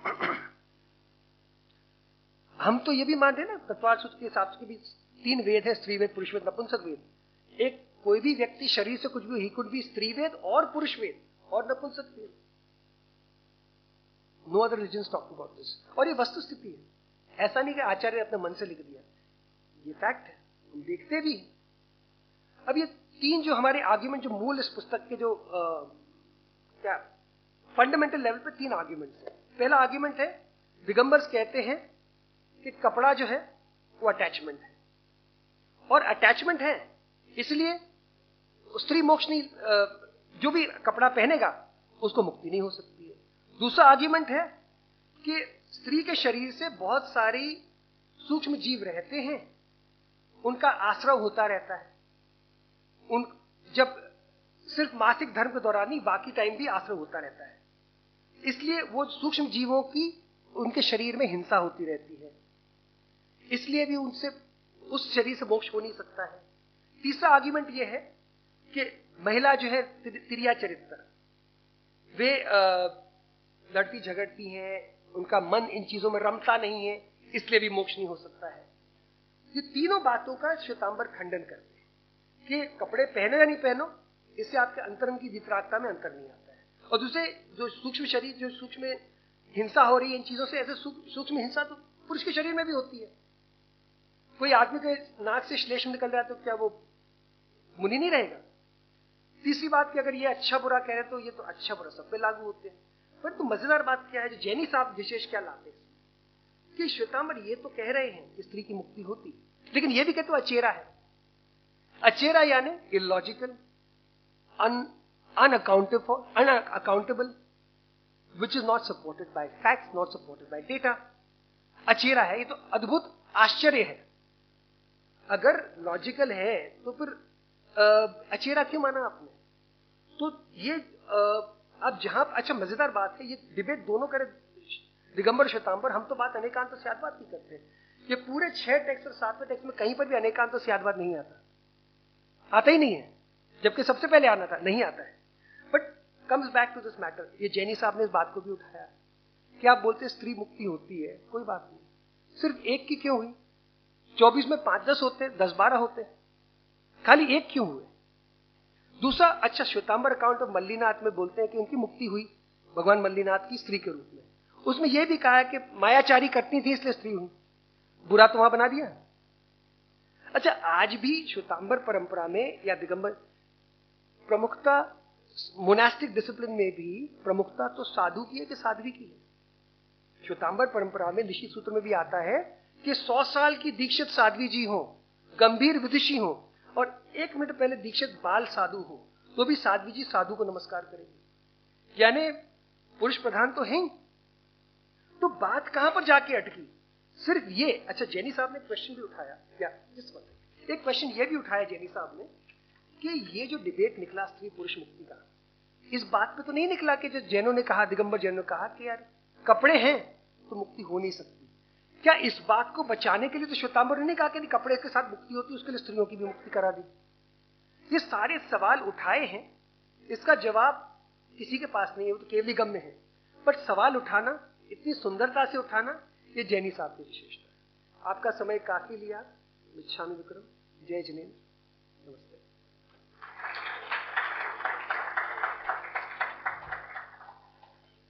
प्रोफेसर जैनी सर के 4 किताबों का अनुशीलन आज हमने सुना। उसी के साथ जैनी सर के लेवल ऑफ कमिटमेंट, समर्पण, निरपेक्ष अकादमिक निष्ठा और उनकी हर एक चीज को एक्सप्लेन करने की एक डिफरेंट स्टाइल के बारे में हमने आज यहाँ पे मनीष जी मोदी इनके हस्ते चर्चा सुनी। आज के हमारे चर्चा सत्र के तीसरे वक्ता है आदरणीय श्री अमल प्रभजीत चौरे, कारंजा लाड। आप आदरणीय धन्य कुमार जी भोरे और पंडिता विजयाताई भिसीकर इनके वैचारिक शिष्य हैं। आपने इंजीनियरिंग की पढ़ाई गवर्नमेंट कॉलेज ऑफ अमरावती और एमबीए की डिग्री स्वर्ण पदक के साथ यूनिवर्सिटी ऑफ पुणे यहाँ से प्राप्त की। लगभग 200 लोगों को रोजगार देने वाली स्पिनटेक टेक्सटाइल के आप संचालक हैं। कारंजा एजुकेशन सोसाइटी के आप सचिव हैं। आपके इस व्यस्त जीवन में भी history, philosophy, psychology, law, behavioural sciences इत्यादि विविध विषयों पर प्रकाशित होने वाले अनेकों पुस्तकों का अध्ययन करने में आप निरंतर व्यस्त रहते हैं। आप एक ललित लेखक भी हैं। शास्त्रीय संगीत में आप रुचि रखने वाले हैं। मैं विनंती करता हूं कि आप आज हमारे सामने आपका विषय रखें। आपका विषय है डॉक्टर जैनी सर की मौलिक कृति द जैना पाथ ऑफ प्यूरिफिकेशन। आदरणीय चंद्रनील जी, उपस्थित सभी श्रोतागण, चित्रकला या मराठी पोएट्री या हिंदी पोएट्री की क्लास के बाद मैथ्स की क्लास देने वाले आदमी को जो फीलिंग आती होगी वो शायद मुझे अभी आ रही है, क्योंकि मनीष जी ने जितना कुछ अच्छे से कहा है और मेरा जो विषय है उसमें मैं शायद उतना रंजक बोल ना पाऊं। और दूसरी बात ऐसी है कि मुझे भी श्रीनिवास जी की सितार सुनने की ज्यादा इच्छा हो रही है, तो सोच रहा हूं कि जितना जल्दी हो सके इस विषय को अपन देखें। सबसे पहले अपन एक किताब की नाम से शुरुआत करें, जैना पाथ ऑफ प्यूरिफिकेशन। तो क्या होता है ये प्यूरिफिकेशन? मतलब शुद्धि कहेंगे, मुक्ति कहेंगे। तो इस किताब को पद्मनाभ जी ने यह नाम देके उन्हें क्या इसमें से हमें बताना था, तो मैं ये समझता हूं कि ये नाम देकर उन्होंने बहुत सी अप्रयोजनभूत जो बातें हैं जो शास्त्रों में आती है जरूर, लेकिन वो मुक्ति का प्रयोजन नहीं है। ऐसी बहुत सी चीजें हैं जिसमें जैन कॉस्मोलॉजी का पार्ट आएगा, बहुत सी चीजें हैं। तो इन चीजों को automatically they are excluded from the course of this book, कि ये किताब में मैं वो नहीं लिख रहा हूं, मैं सिर्फ वो लिख रहा हूं जिससे तत्व ज्ञान की चर्चा, जैन धर्म के विषय वस्तु की चर्चा मैं करूंगा। और इसलिए वो किताब का जो फोकस है, जो नजरिया है, वो बहुत sharply focused, very accurately focused on doing things which result into something. उससे कुछ ना कुछ फल निष्पत्ति होनी चाहिए, ऐसी एक्यूरेसी उन्होंने उसमें लाई है। अब ये किताब बहुत अद्भुत है। क्यों है? मनीष जी ने भी कुछ हद तक बोला है, तो मैं उन मुद्दों को वापस नहीं दोहराना चाहूंगा, लेकिन थोड़ी बहुत उसकी पूर्व पीठिका तो ये तो निश्चित ही है कि जितने भी मतलब जैन धर्म का जो वेस्टर्न विद्वान अध्ययन करते थे या उसके बारे में लिखते थे, उनकी कुछ कॉमन मिसकंसेप्शंस थे। एक तो सबसे पहले तो ये मानते थे कि जैन है प्रच्छन्न बौद्ध ही है, मतलब ये कोई अलग धर्म ही नहीं है, प्रच्छन्न बौद्ध ही है। फिर वो ले दे के वहां से आगे निकले तो कहे फिर एक ही भाई जैन धर्म का जितना भी विवेचन हुआ वो श्वेतांबर परंपरा के अनुसार ही हुआ। पद्मनाभ जी खुद दिगंबर परंपरा को फॉलो करते थे। अशोक जी ने आज सुबह बताया कि वो ये मानते थे अंतरंग में, he was a very firm believer कि मुक्ति का मार्ग शायद दिगंबर परंपरा से ही जाता है। तो उन्हें मैं समझता हूं कि बड़ी पीड़ा होती होगी जब ये देखते होंगे कि अरे ये तो बहुत एक तरफा सब वर्जन चल रहा है, मुझे कुछ न कुछ इसमें करना है। And he was uniquely qualified to do that. वो करने के लिए जो वैर विदाल चाहिए वो उनमें था, क्योंकि आश्रम, कारंजा, धर्म शिक्षण जैन शास्त्रों में, दिगंबर शास्त्रों में तो उनका हुआ ही था। बाद में सदासुखदास जी के साथ में और आगे भी उनका श्वेतांबर शास्त्रों का भी उतने ही गहराई से अध्ययन हुआ था। तो ये चीजों पे लिखने के लिए वो समर्थ भी थे। अब सवाल ये आता है कि भाई ये वेस्टर्न फिलोसोफर्स दिगंबर तत्व ज्ञान को क्यों नहीं मानते हैं? ये भी तो सवाल आता है ना, सोचना पड़ेगा। तो उसके लिए एक बहुत शॉर्ट में एक छोटा सा उनके किताब से ही रेफरेंस से अपन बात करते हैं। I try to keep this as brief. सबको जनरली पता है कि 300 ईसा पूर्व 300 के करीब आचार्य भद्रबाहु के नेतृत्व में एक संघ दक्षिण में गया अकाल की, और वो सब कथा सबको पता है। जब ये लोग वापस आए तो इन्हें ऐसा लगा कि जो मूल ग्रंथ है, जो सूत्र है, इन ग्रंथों में बहुत कुछ परिवर्तन हो गया है, और ये परिवर्तित ग्रंथों को इन आने वाले लोगों में, जो खुद को दिगंबर संप्रदाय के या मूल संप्रदाय के लोग मानते थे, उन्होंने उन्हें रिजेक्ट कर दिया कि नहीं, ये आप जो सूत्र आपके पास है ये हमें कुछ भी मंजूर नहीं है, ये सब रिसेंशंस है, ये सब मिक्स्ड है, ये हम नहीं मानेंगे। लेकिन ये कृति का एक सबसे बड़ा परिणाम ये हुआ कि जिसको कैनोनिकल लिटरेचर हम बोलते हैं, वो हमारे पास कुछ रहा ही नहीं। फिर दिगंबरों का कैनोनिकल लिटरेचर क्या है? तो दृष्टिनुवाद पूर्व का जो बहुत थोड़ा सा भाग, थोड़ा सा हिस्सा हमारे पास बचा था, वो छोड़ के हमारे पास कैनोनिकल लिटरेचर तो कोई है ही नहीं। तो फिर वो वेस्टर्नर तो यही कहेगा ना कि आपका तो ओरिजिनल कुछ है ही नहीं, तो हम आपको क्यों माने।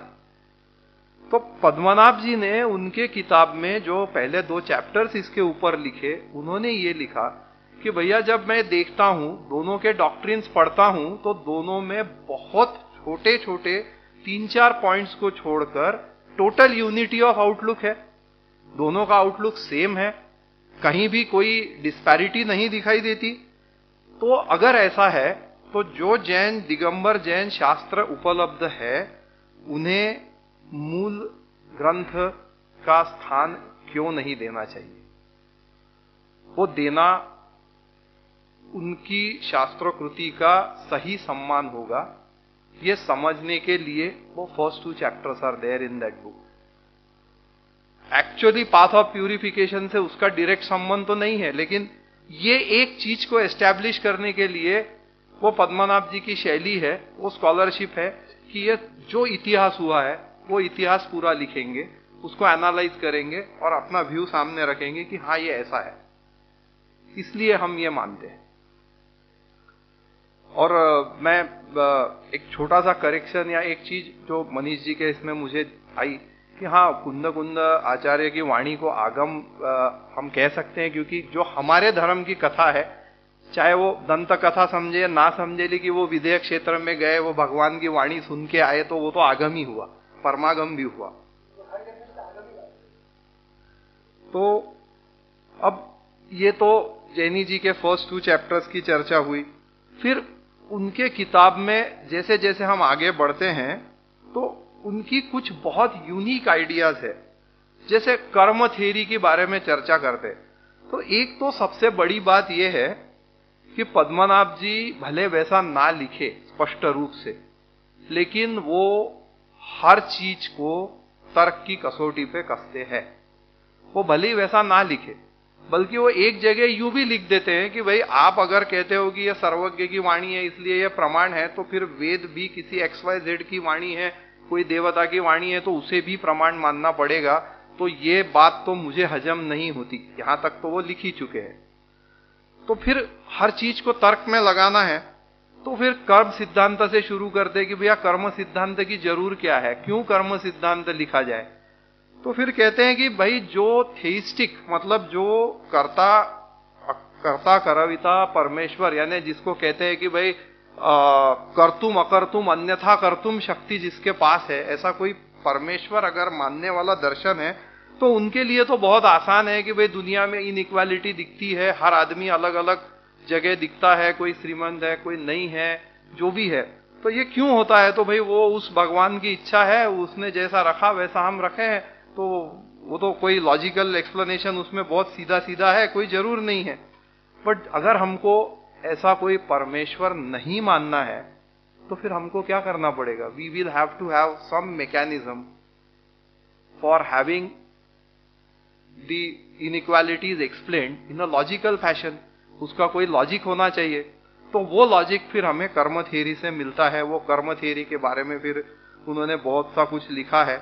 लेकिन फिर वापस जैनी जी जब लिखते हैं तो फिर उनको कुछ बड़े विशेष रूप से सवाल आते हैं, और यही मेरे हिसाब से जैनी जी की सबसे बड़ी विशेषता है कि वो उनकी श्रद्धा, उनका धर्म, उनकी विश्वास और सामने लिखा हुआ शब्द या तर्क, इनका कभी भी मिश्रण नहीं होने देते। फिर वो कर्म थ्योरी पे सवाल उठाना शुरू करते हैं। वो कहते हैं कि भैया मुझे बाकी तो चीजें समझ में आती है, लेकिन जैन धर्म में एक शब्द आता है नित्य निगोध। तो फिर ये नित्य निगोध का कैसे एक्सप्लेनेशन देंगे आप कर्म थ्योरी से? नित्य निगोध का तो फिर उसमें दो चीजें आती है। वो नित्य का अर्थ करते हैं कि अभी तक जो निगोध में है वो नित्य। अब नॉर्मली अपना एक्सप्लेनेशन ये होता है कि हमेशा जो निगोध में है वो नित्य। तो जैनी जी ये एक्सप्लेनेशन को नहीं स्वीकारते। जैनी जी कहते हैं कि नित्य निगोध का मतलब होता है कि जो अभी तक भी नित्य निगोध में है। क्योंकि वो कहते हैं कि अगर नित्य निगोध में कोई है जीव या बहुत सारे जीव हैं, तो इन जीवों को इतना बुरा कर्म जमा करने का अवसर भी कब मिला होगा? मतलब ये गए क्यों नित्य निगोध में? या तो ये पहले से ये नित्य ही निगोध में है, तो फिर मतलब वो लॉजिकली फिट नहीं हो रहा है। तो कहते हैं कि ये नित्य का अर्थ अभी तक निगोध में ऐसा करो, ऐसा उन्होंने वहां पे लिखा है। मैं नहीं, मतलब मैं ये कह रहा हूं कि पद्मनाभ जी का क्या व्यू है। हो सकता है कि यहाँ पे सभी लोगों के इसमें मान्यता हो, नहीं हो, किसी को और कुछ लगे, और वो विषय की चर्चा करना ये शायद आज मेरा पॉइंट ऑफ व्यू नहीं है। तो फिर पद्मनाभ जी इसके ऊपर से एक स्टेप आगे जाते हैं और फिर वो कहते हैं कि भैया मेरे हिसाब से ये थ्योरी ऐसी होनी चाहिए कि सभी धर्म, सभी जीव पहले एक स्टेटस पे थे, वो निगोध में ही थे, और आगे जाते जाते जाते उनका इवोल्यूशन हुआ। कोई जीव आगे गए, कोई तिर्यंच हुए, फिर कोई देव हुए, मनुष्य हुए, जो भी हुए हो, और वो सिद्धों तक के वो इवोल्यूशनरी, लीनियर इवोल्यूशनरी मॉडल उसको वो बोलते हैं, उस हिसाब से वो चर्चा हुई है, ऐसा उनका मानना है। अब इसके साथ ही पद्मनाभ जी का एक बहुत मेजर पार्ट यह आता है कि उनके सामने मक्खली गोशाल भी है। मक्खली गोशाल इज अ फैटालिस्ट, मतलब जो पूर्णतया नियतिवादी व्यक्ति है। मतलब वो उनका एक टेक्स्ट दूसरे ग्रंथों में आता है, वो लिखते हैं कि भैया 84 लाख योनि में जीव भ्रमण करता है बिना कोई हेतु के, बिना कोई कारण के, कोई निश्चित कोई रीजन नहीं है। एक कुछ जीवों का वैसे मुक्ति का योग आता है और वो मुक्त हो जाते हैं। उसमें न ज्ञान का कोई संबंध है, न आचरण का कोई संबंध है, न कोई चीज का कोई संबंध। अब इस मत को तोड़ना है तो क्या करेंगे? तो पद्मनाभ जी लिखते हैं कि जीव में जो वीर्य शक्ति है, ये शक्ति के आधार से जीव 8 तरीकों से कर्मों को कम या ज्यादा कर सकता है। और उसमें उन्होंने लिखा है कि बंध, संक्रमण, उद्वर्तन, अपवर्तन, बहुत सारी 8 मैकेनिज्म्स है। तो उससे जीव अपने कर्मों को कम या ज्यादा कर सकता है। यानी जीव को किसी भी नियति के ऊपर, नियतिवाद के ऊपर डिपेंडेंट या आधारित रहने की जरूरत नहीं है। इसके साथ में ही पद्मनाभ जी ये भी लिखते हैं कि सर्वज्ञता ये व्यवहार है, ये सबको मंजूर हो ऐसा नहीं है। उनका ये मानना है, वो क्रमनियतता के शायद थोड़े पक्षधर नहीं थे, तो वो उन्होंने लिखा है। और उनके हिसाब से फ्री विल, यानी आपकी कुछ मतलब इच्छा बोलो आप, या जो भी आपकी भावना है, उसका यूज करके ये सब चीजों का 8 मैकेनिज्म से कर्मों पे परिणाम करके आप जो भी आपकी मुक्ति का मार्ग है वो प्रशस्त कर सकते हैं। फिर अगला सवाल सम्यक्त्व का चैप्टर आता है। सम्यक्त्व में वो ये पूछते हैं कि भैया क्या कारण होता है, अभी तक जो आत्मा मिथ्या दृष्टि था, सदियों से नहीं अनंत काल से मिथ्या दृष्टि चल रहा है, तो आज ऐसा क्या हो गया कि जिससे वो व्यक्ति को सम्यक दर्शन के सम्मुख वो हो जाता है? कुछ कारण तो होना चाहिए ना इस चीज का। अगेन जो थेइस्टिक रिलीजन्स है, जो परमेश्वरवादी धर्म है, उनको तो बहुत सिंपल है कि भाई जिसको भगवान चाहता है मुक्ति देना, उसको वो खुद बुला लेते हैं, आपको कुछ नहीं करना। अगर हमारी इच्छा हो गई ना कि आपको मुक्ति करना है तो आप हो जाओगे, कुछ चिंता की बात नहीं है। लेकिन हमें तो ये बोलने का मार्ग नहीं है, तो फिर हम क्या सोचेंगे? तो फिर इसमें 2 कॉन्सेप्ट्स आते हैं, भव्यता अभव्यता का एक कॉन्सेप्ट आता है, और दूसरा एक ये आता है कि भैया ऐसे कुछ निमित्तों का संयोग मिलता है, जैसे वो फिर उपदेश हो, देशना हो, चाहे कोई गुरुपास्ती हो या देव पूजा हो या जो भी है, इनमें से कोई निमित्त से तात्कालिक रूप से जीव के परिणाम उतने मंद हो जाते हैं कि वो सम्यक तो सन्मुख हो जाता है। फिर भव्य अभव्यत्व का पूरा विचार आता है। उसमें फिर पद्मनाभ जी की विशेषता का एक पार्ट अपन अगर देखें तो बौद्ध धर्म में वसुबंधु जी का जो अभी उन्होंने देखा अपन ने अभिज्ञान प्रति दीपक ये जो ग्रंथ है, उसमें भी भव्यता अभव्यता का विश्लेषण आया है। वो पद्मनाभ जी जस्ट एक मेंशन कर दे कि हाँ ये भी इन लोगों का भी यही मानना है। तो इन सब चीजों को ध्यान में रखते हुए पद्मनाभ जी फिर ये कहते हैं कि भैया ये सब चीजें जब होती है, जब ये परिस्थितियां होती है, तो हम सम्यक तो सम्मुख होते हैं, फिर सम्यक्यों के बाद में ज्ञान का, चारित्र का ये सब मार्ग आते हैं। मेरे दृष्टि से इस किताब की सबसे महत्वपूर्ण कोई चर्चा है तो वो आखिरी का चैप्टर है, तो Jain religion throughout the ages. अब ये वैसे देखा जाए तो प्यूरिफिकेशन से संबंधित तो है नहीं, लेकिन फिर एक सूत्र आता है कि न धर्मो धार्मिके बिना। अगर धर्मी ही नहीं है तो कौन धर्म का पालन करेगा और कौन मुक्त होगा। तो फिर सवाल पद्मनाभ जी ये उठाते हैं कि श्रामणिक धर्म जिसे कहते हैं, ऐसे बहुत से धर्म, सिर्फ जैन नहीं, बहुत से धर्म गंगा का जो एरिया है वहां पे हुए थे। इसमें जैनिज्म था, बुद्धिज्म था, आजीविका का धर्म था, बहुत से धर्म थे। इसमें से सिर्फ जैन धर्म बचा हुआ हमें दिखाई देता है, बाकी धर्म हमें नहीं दिखते बचे हुए। उसका क्या कारण है, इसका वो विश्लेषण करते हैं। तो विश्लेषण में पहला पॉइंट आता है कि भाई राजाश्रय जैन धर्म को मिला, तो जैन धर्म को राजाश्रय मिला तो बौद्ध धर्म को भी मिला, शायद जैनों से ज्यादा मिला। तो फिर मतलब वो एकमेव कारण तो नहीं हो सकता। दूसरा कारण वो ये भी सोचते हैं कि भाई जैनों को ही राजाश्रय क्यों मिलता है, भाई हम तो बहुत छोटे से संख्या में बहुत अल्प लोग हैं, तो फिर हम राजाश्रय कैसे मिलाते हैं।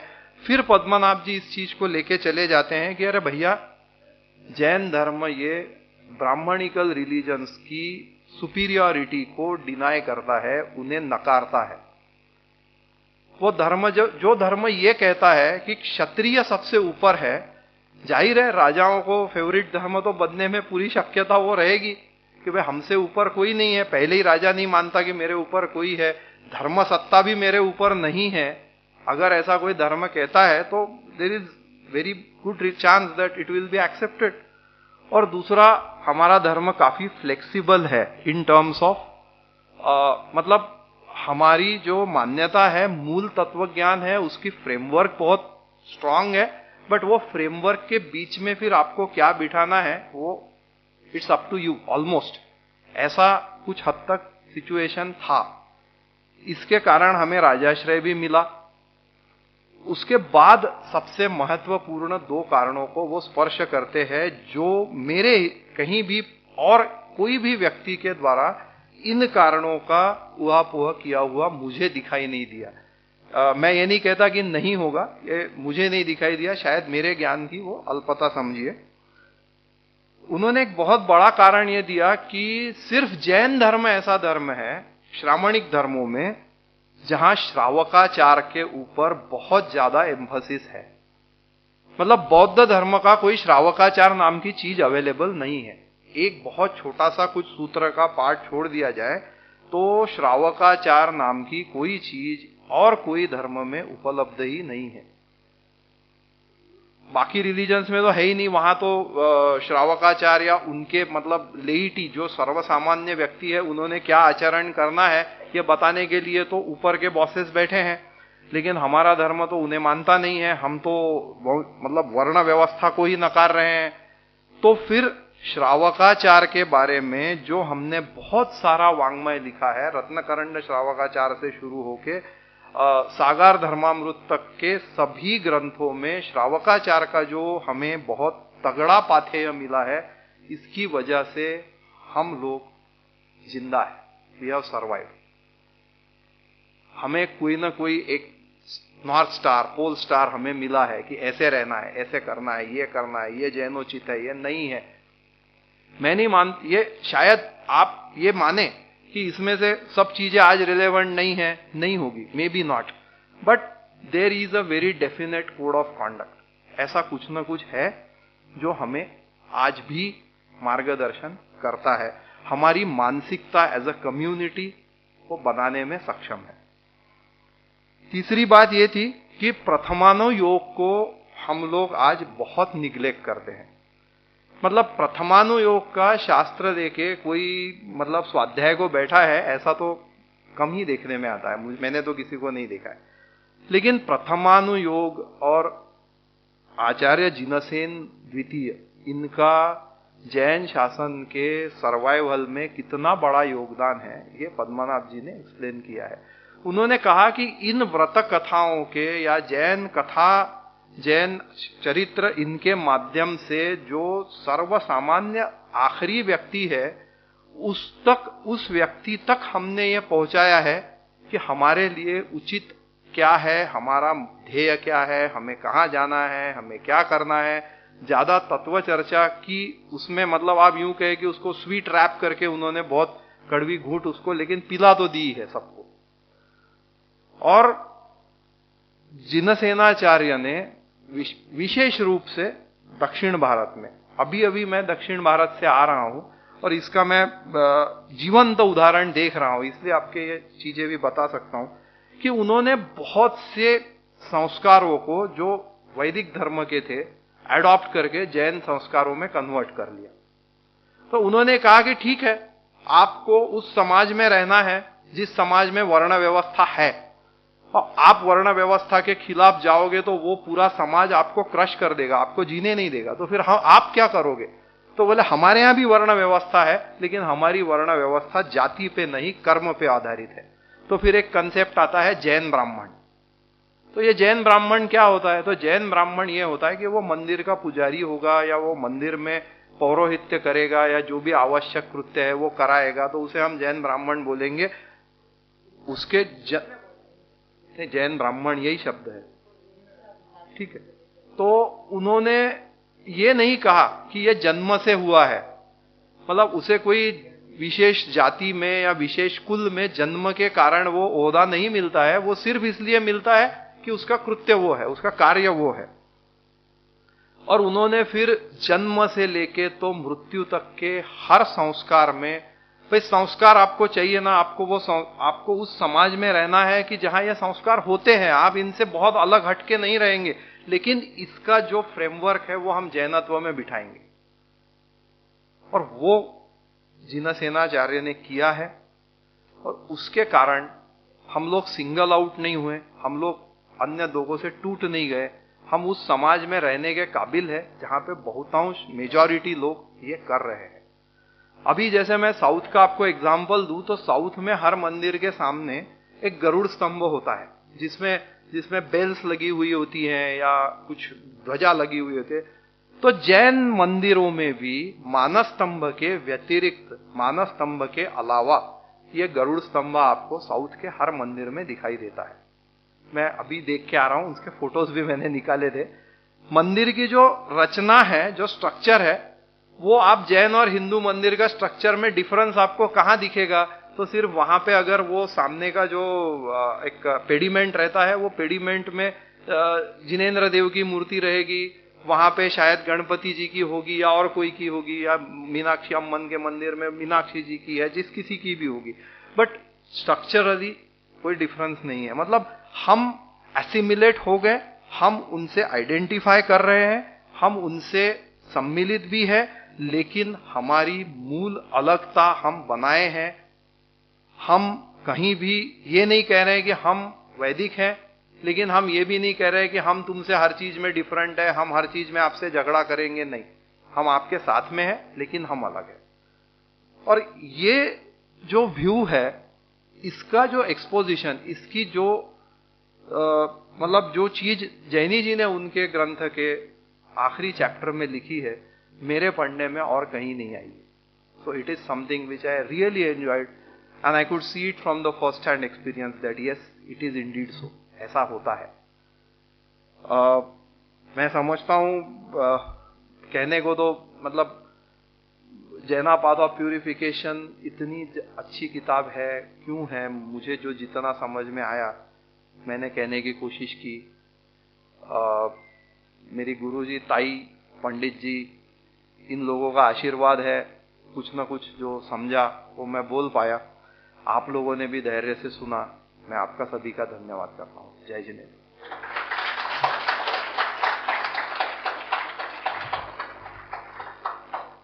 अभी की इस चर्चा में जैना पाथ ऑफ प्यूरिफिकेशन किस तरह केवल तत्वज्ञान की चर्चा करता है, इस बारे में हमने चर्चा सुनी. और वेस्टर्न फिलोसोफर्स में किस तरह जैनिज्म के बारे में मिस इन्फॉर्मेशन थी और उसका खंडन करने का कार्य जैना पाथ ऑफ प्यूरिफिकेशन ने किया, इसकी चर्चा भी हमने सुनी. और जैनी सर की तर्क की कसौटी पे किस तरह उन्होंने जैन धर्म की फिलॉसफी, जैन धर्म के सिद्धांत को रखा और उनको पड़ताला, इसके बारे में भी चर्चा हमने सुनी. धन्यवाद अमल काका.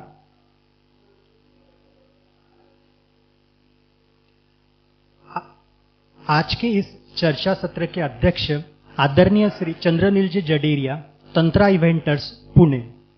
आपने MBA एक्सपोर्ट ऑपरेशन की पदवी IMDR पुणे इस संस्था से प्राप्त की है. गत 30 वर्षों से आप इवेंट मैनेजमेंट, ट्रैवल, टूरिज्म इत्यादि विविध क्षेत्र में कार्यरत है. 2020 से आप ट्रैवल क्यूरेटर इस पद पर ट्रैवेलॉजी पुणे इस संस्था में कार्यरत है. तंत्रा इवेंटर्स के आप फाउंडर डायरेक्टर है. IPL 2020 ट्रॉफी, चैंपियंस लीग जैसी गणमान्य स्पर्धा प्रतियोगिता और GMR एयरपोर्ट जैसी कंपनी के विविध इवेंट मैनेजमेंट के कार्य को आपने संभाला है. परम पूज्य गुरुदेव समंत भद्र जी महाराज, इनके साथ आपके पारिवारिक संबंध थे. मैं आज के इस चर्चा सत्र के अध्यक्ष श्री चंद्रनील जी जडेरिया जी, इनसे विनंती करता हूं कि वे अपना अध्यक्षीय वक्तव्य प्रारंभ करें. धन्यवाद. एक चीज कहना चाहता हूं, मैं तो एक ले पर्सन, आम आदमी हूं, दिल्ली वाला नहीं, इधर का. तो बट मैं इधर मेरे पिताजी चंद्रमोहन शाह, इनके लिए खड़ा हूं, ऐसे मैं बोल सकता हूं, जो अप्रैल में गुजर गए. तो उनका बहुत सारा कारंजा के साथ, पद्मनाभ जैनी जी के साथ और जैनिज्म के साथ बहुत कनेक्शन रहा हुआ है. और वो थे मेरे पिताजी, लेकिन हम दोस्त जैसे ही थे. तो कॉमनैलिटी थोड़ी बहुत मैं बोल के आगे निकलता हूं. लेकिन before that, respect to the two path makers, जो पंडित भोरे जी है और प्रोफेसर जैनी जी है, इनके ऊपर ये सब पूरा आज का कार्यक्रम 2 दिन का, कल भी है, बट इतना सारा यहाँ पे इंफ्रास्ट्रक्चर, आई वुड से, मतलब इसके बिना इतने सब लोगों को डायरेक्शन मिल नहीं सकती लाइफ में, स्पेशली जैनिज्म के बारे में. तो बाकी सब यहाँ पे जो है दिग्गज लोग, रेस्पेक्टेड डिग्नेटरी, स्कॉलर्स, सब लोगों ने जो जैनिज्म को बढ़ावा देने का काम करते हैं अपने हिसाब से, सबको नमन.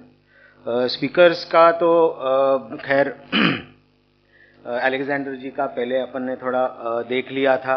यहाँ पे उन्होंने जैनी सर का टाइमलाइन के हिसाब से लाइफ का पूरा उन्होंने अपने को, he made us go through his life in a short time. और फिर उन्होंने जो बात की है, वो जो जैनी सर ने बीज बोए, एकेडमिक बीज जो बोए on the global scene, Jainism के बारे में, बुद्धिज्म के बारे में तो था ही उनका, प्रोफेशन हो या एकेडमिक ओरिएंटेशन हो, लेकिन जैनिज्म वेस्टर्न वर्ल्ड में ले आना और even with in Indian continent itself और आवर ओन कंट्री एंड समाज में ये रुचि को ले आना का बड़ा कार्य किया है उन्होंने. ये इनके कहने में आया है. फिर मोदी जी, मनीष मोदी, जो मेरे दोस्त भी है अच्छे 15 सालों से, और इनपुट्स भी काफ़ी, फ्रेंड्स, मतलब स्कॉलर्स. मैं काफ़ी ट्रैवल करता हूँ, जहाँ पे जाते हैं जो स्कॉलर्स रहेंगे, तो I try to take connections, and जिनको भी हो सके मैं मिलता हूँ. And one of the reasons is कि जैनी सर से मिलना इनकी वजह से हुआ है। पहले तो 2009 में एशियाटिक लाइब्रेरी मुंबई में सर आए थे, जो ये क्रिश्चियनिटी का जो है ये लेक्चर वहाँ पे था, और मेरे father in law Arvind ji दोषी को मतलब वहाँ पे आने का ये था, तो मनीष को मैं तभी पहचानता नहीं था, so I just went with him. वहाँ पे मनीष की भी पहचान हुई और जैनी सर की भी पहचान हुई, so that is where everything started for me. हालांकि रिलेटिव से ग्रैंड मदर ग्रैंडफादर से तो प्रेरणा काफ़ी सारी थी जैनिज्म के बारे में, बट एकेडमिक और पढ़ने में ज़्यादा मेरी इतनी रुचि थी नहीं कभी। बट उनको देख के कहीं पे कुछ क्लिक हुआ रहेगा। फिर मनीष का भी वास्ता आया, करीबन 300-400 बुक्स तो मैंने इसे खरीद लिए, ज़्यादा पढ़े नहीं, लेकिन चंद्रमोहन जी ने ज़्यादा पढ़े, मेरे पिताजी ने ज़्यादा पढ़े। जब भी मेरे पास आते थे मिलते तो हमारी चर्चा हुआ करती थी। सो बहुत सारी कॉमनैलिटीज़ थी यहाँ पे। और इन शॉर्ट अगर बोला जाए तो इन्होंने बुक्स का सोर्स तो है ही है Manish ji, importance exposure to scholars and scholars के लिए भी इन लोग इन काम करते हैं, ये दिखने में आ गया जैनी सर के साथ इनका जो वास्ता है उसमें से भी। और इनके 4-5 बुक्स के बारे में जो उन्होंने बोला, ये प्रिज्म था, प्रिज्म जैसे उन्होंने बताया जैनी सर का काम। और जैनी सर सब इसमें उठ के कैसे आ जाते हैं, जो जैन पाथ ऑफ प्यूरिफिकेशन जो है, I think it was a monumental work is what that came about. तो मेरे दिमाग में एक आ गया कि ये मानस्तंभ जैसे है, कहीं पे भी आप रहो जैनी सर का काम दिख के आने वाला है। तो ये बहुत मॉन्यूमेंटल वर्क रहा, और मानस्तंभ जैसे ग्लोबल सीन पे वो दिख के आता है अपने को।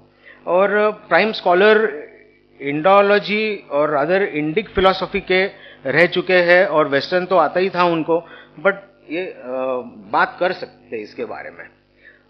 अमल प्रभु जी चौरे जी का जो बात हुई, तो और uniqueness in Jain path of purification में उनका दिखने को आया। वेस्टर्न विंडो में उनके कैसे, मतलब आपने जो जिक्र किया था कि हाउ वुड दे अंडरस्टैंड कि क्या जैनिज्म में क्या खासियत है और why they should be looking at it is something probably Jaini sir attempted through this book, not only for ourselves. फिर जो ये यूनिक आउटलुक्स ऑफ जैनिज्म की तो बात कही, और जो सर्वाइविंग एलिमेंट्स जो थे, I think that was very good few points that you made. तो और चरित्र कथा और ये बाकी सब जो चीज़ें हैं, जो why Jainism survive even today and probably will survive for the years to come. तो काफ़ी अच्छा ओवरऑल 360 डिग्री हमको व्यू मिला है। थोड़े चंद बेसिक चीज़ें मेरे को कहनी थी in terms of my experience with Jaini sir, 5 minute में मैं बोल दूंगा। एक तो ये जो बिल्डिंग अभी खड़ी है यहाँ पे, गुरुदेव समंत्रभद्र सेंटर फॉर जैनिज्म, प्रज्ञाताई भी मेरे को बोल रहे थे कि ये पहले मतलब यहाँ पे जब पिताजी मेरे आए थे चंद्रमोहन जी, तो उनको वो एक आइडिया आई कि यहाँ पे कुछ कॉन्क्रीट काम किया जाए, कोई चीज़ यहाँ पे आ जाए जो जैनिज्म के लिए प्रोत्साहन मिले। तो उनके वजह से एक मतलब स्मारक म्हणून, so that would become long lasting and सबको उसका अनुभव हो जाए उसका। फिर संवाद ज्ञानियांचा जो बुक लिखा हुआ है, वो अगेन प्रज्ञा जी ने और मेरे पिताजी ने मिलके काम किया, जिसका लास्ट फाइनल वर्क जो फाइनल बुक था वो पीडीएफ से आई थिंक यूएसए भेजा था, only 4-5 days before Jaini ji left us. And I think Kristi Wiley आपने भी था उसमें और आपका काम, but she also made that print out and gave it to Jaini sir. And एक कम्युनिकेशन में ऐसा कहते हैं कि I am extending my life to read this book and I am waiting for it, ऐसे ईमेल कम्युनिकेशन में लिखा हुआ है उन्होंने। So it's very big. So Asiatic library का तो कहा मैंने। फिर 2015 में मैं सैन फ्रांसिस्को गया था मनीष से कम्युनिकेशन कांटेक्ट लेके, तो I wrote to him briefly कि मैं हूँ वहाँ पे, आपसे मिलना है। तो 4-5-6 दिन के बाद रिप्लाई आया कि आप आ जाइए, तो कौन सा डेट है आप मेरे को बोलिए।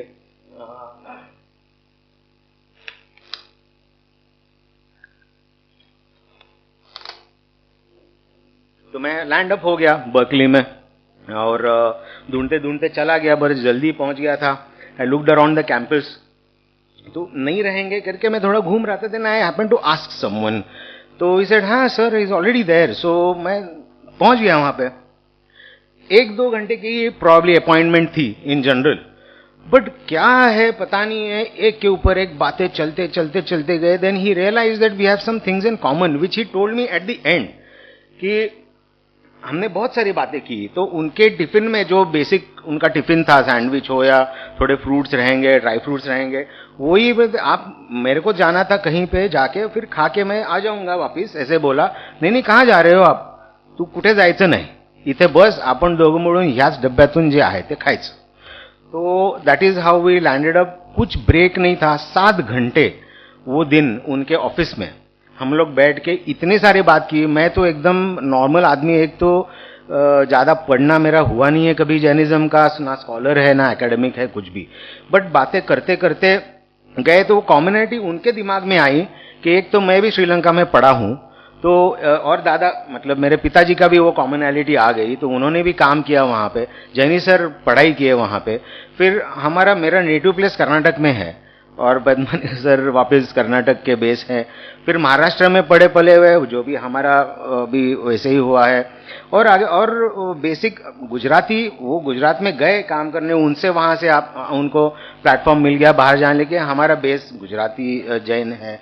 तो there are lot of these communalities which came up, और हम लोग actually we landed up talking in Kannada, Marathi, English and Gujarati. मेरे को गुजराती समझता है, बात करने को नहीं आती है, but he made an attempt, मतलब हर कोई लैंग्वेज में हम लोग बात कर रहे थे, जैसे right now I am speaking, all languages are mixed.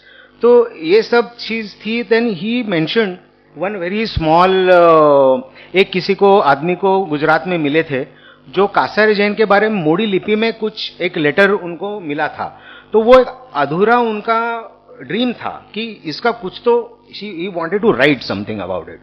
तो मैं बाहर वापस आने के बाद मैं मेरे पिताजी से बात की, and then he worked on it, and then I wrote to Padmanabh ji कि my father is getting some information, I will pass it on to you, he is got something. तो कासार जैनों के बारे में इतना सारा इंफॉर्मेशन निकाल के उनके कम्युनिटी से हर कोई जो 5-6 अलग अलग सिटीज है उनसे बात करके फोटोग्राफ्स ले आके सब मैंने ईमेल पे उनको भेजा, and he ultimately publish that article. So that is how my and my father's communication, and उनका तो I think I would say याराना ही हुआ, उनका फ्रेंडशिप ही हुआ। 2-2, 3-3 घंटे उन लोग फोन पे बात करते थे। सो ऐसे उनके आगे चलते गए। फिर मेरे पिताजी थोड़े हॉस्पिटलाइजेशन भी हुआ, तभी उनका फोन आता था तो इन लोग वापस खड़े हो जाते थे, चलो काम करना है। फिर बाद में पता नहीं कितने बुक्स किए, 5-6 तो बाद में आगे भी किए। उनको कैंसर हुआ, वो सब में से बाहर निकल के आके ये करते गए उन्होंने। फिर यही मतलब इमेंस इम्पैक्ट पद्मनाभ जी जैनी का सब हम लोगों पे हुआ है अलग अलग हिसाब से, and I think it is never ending into the future.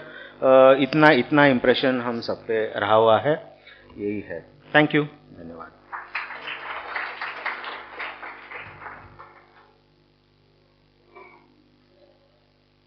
धन्यवाद श्री चंद्रनील जडेरिया जी। इस चर्चा सत्र के अध्यक्ष श्री चंद्रनील जडेरिया जी, प्रमुख वक्ता मनीष जी मोदी, श्री अमलप्रभ जी चौरे, श्री अलेक्जेंडर वॉन रॉसपेट और यहाँ पर उपस्थित सभी उत्सुक श्रोता वर्ग, इन सभी के प्रति, वैसे ही इस चर्चा सत्र के आयोजन में सहभागी सभी व्यक्तियों के प्रति मैं जैन गुरुकुल कारंजा परिवार की तरफ से आभार व्यक्त करता हूँ और अध्यक्ष इनकी अनुमति से इस चर्चा सत्र का समापन करता हूँ। जय जिनेन्द्र। अब हम 10 मिनट का अवकाश लेंगे। इसके बाद प्रोफेसर श्रीनिवास जी रेड्डी सर इनका सितार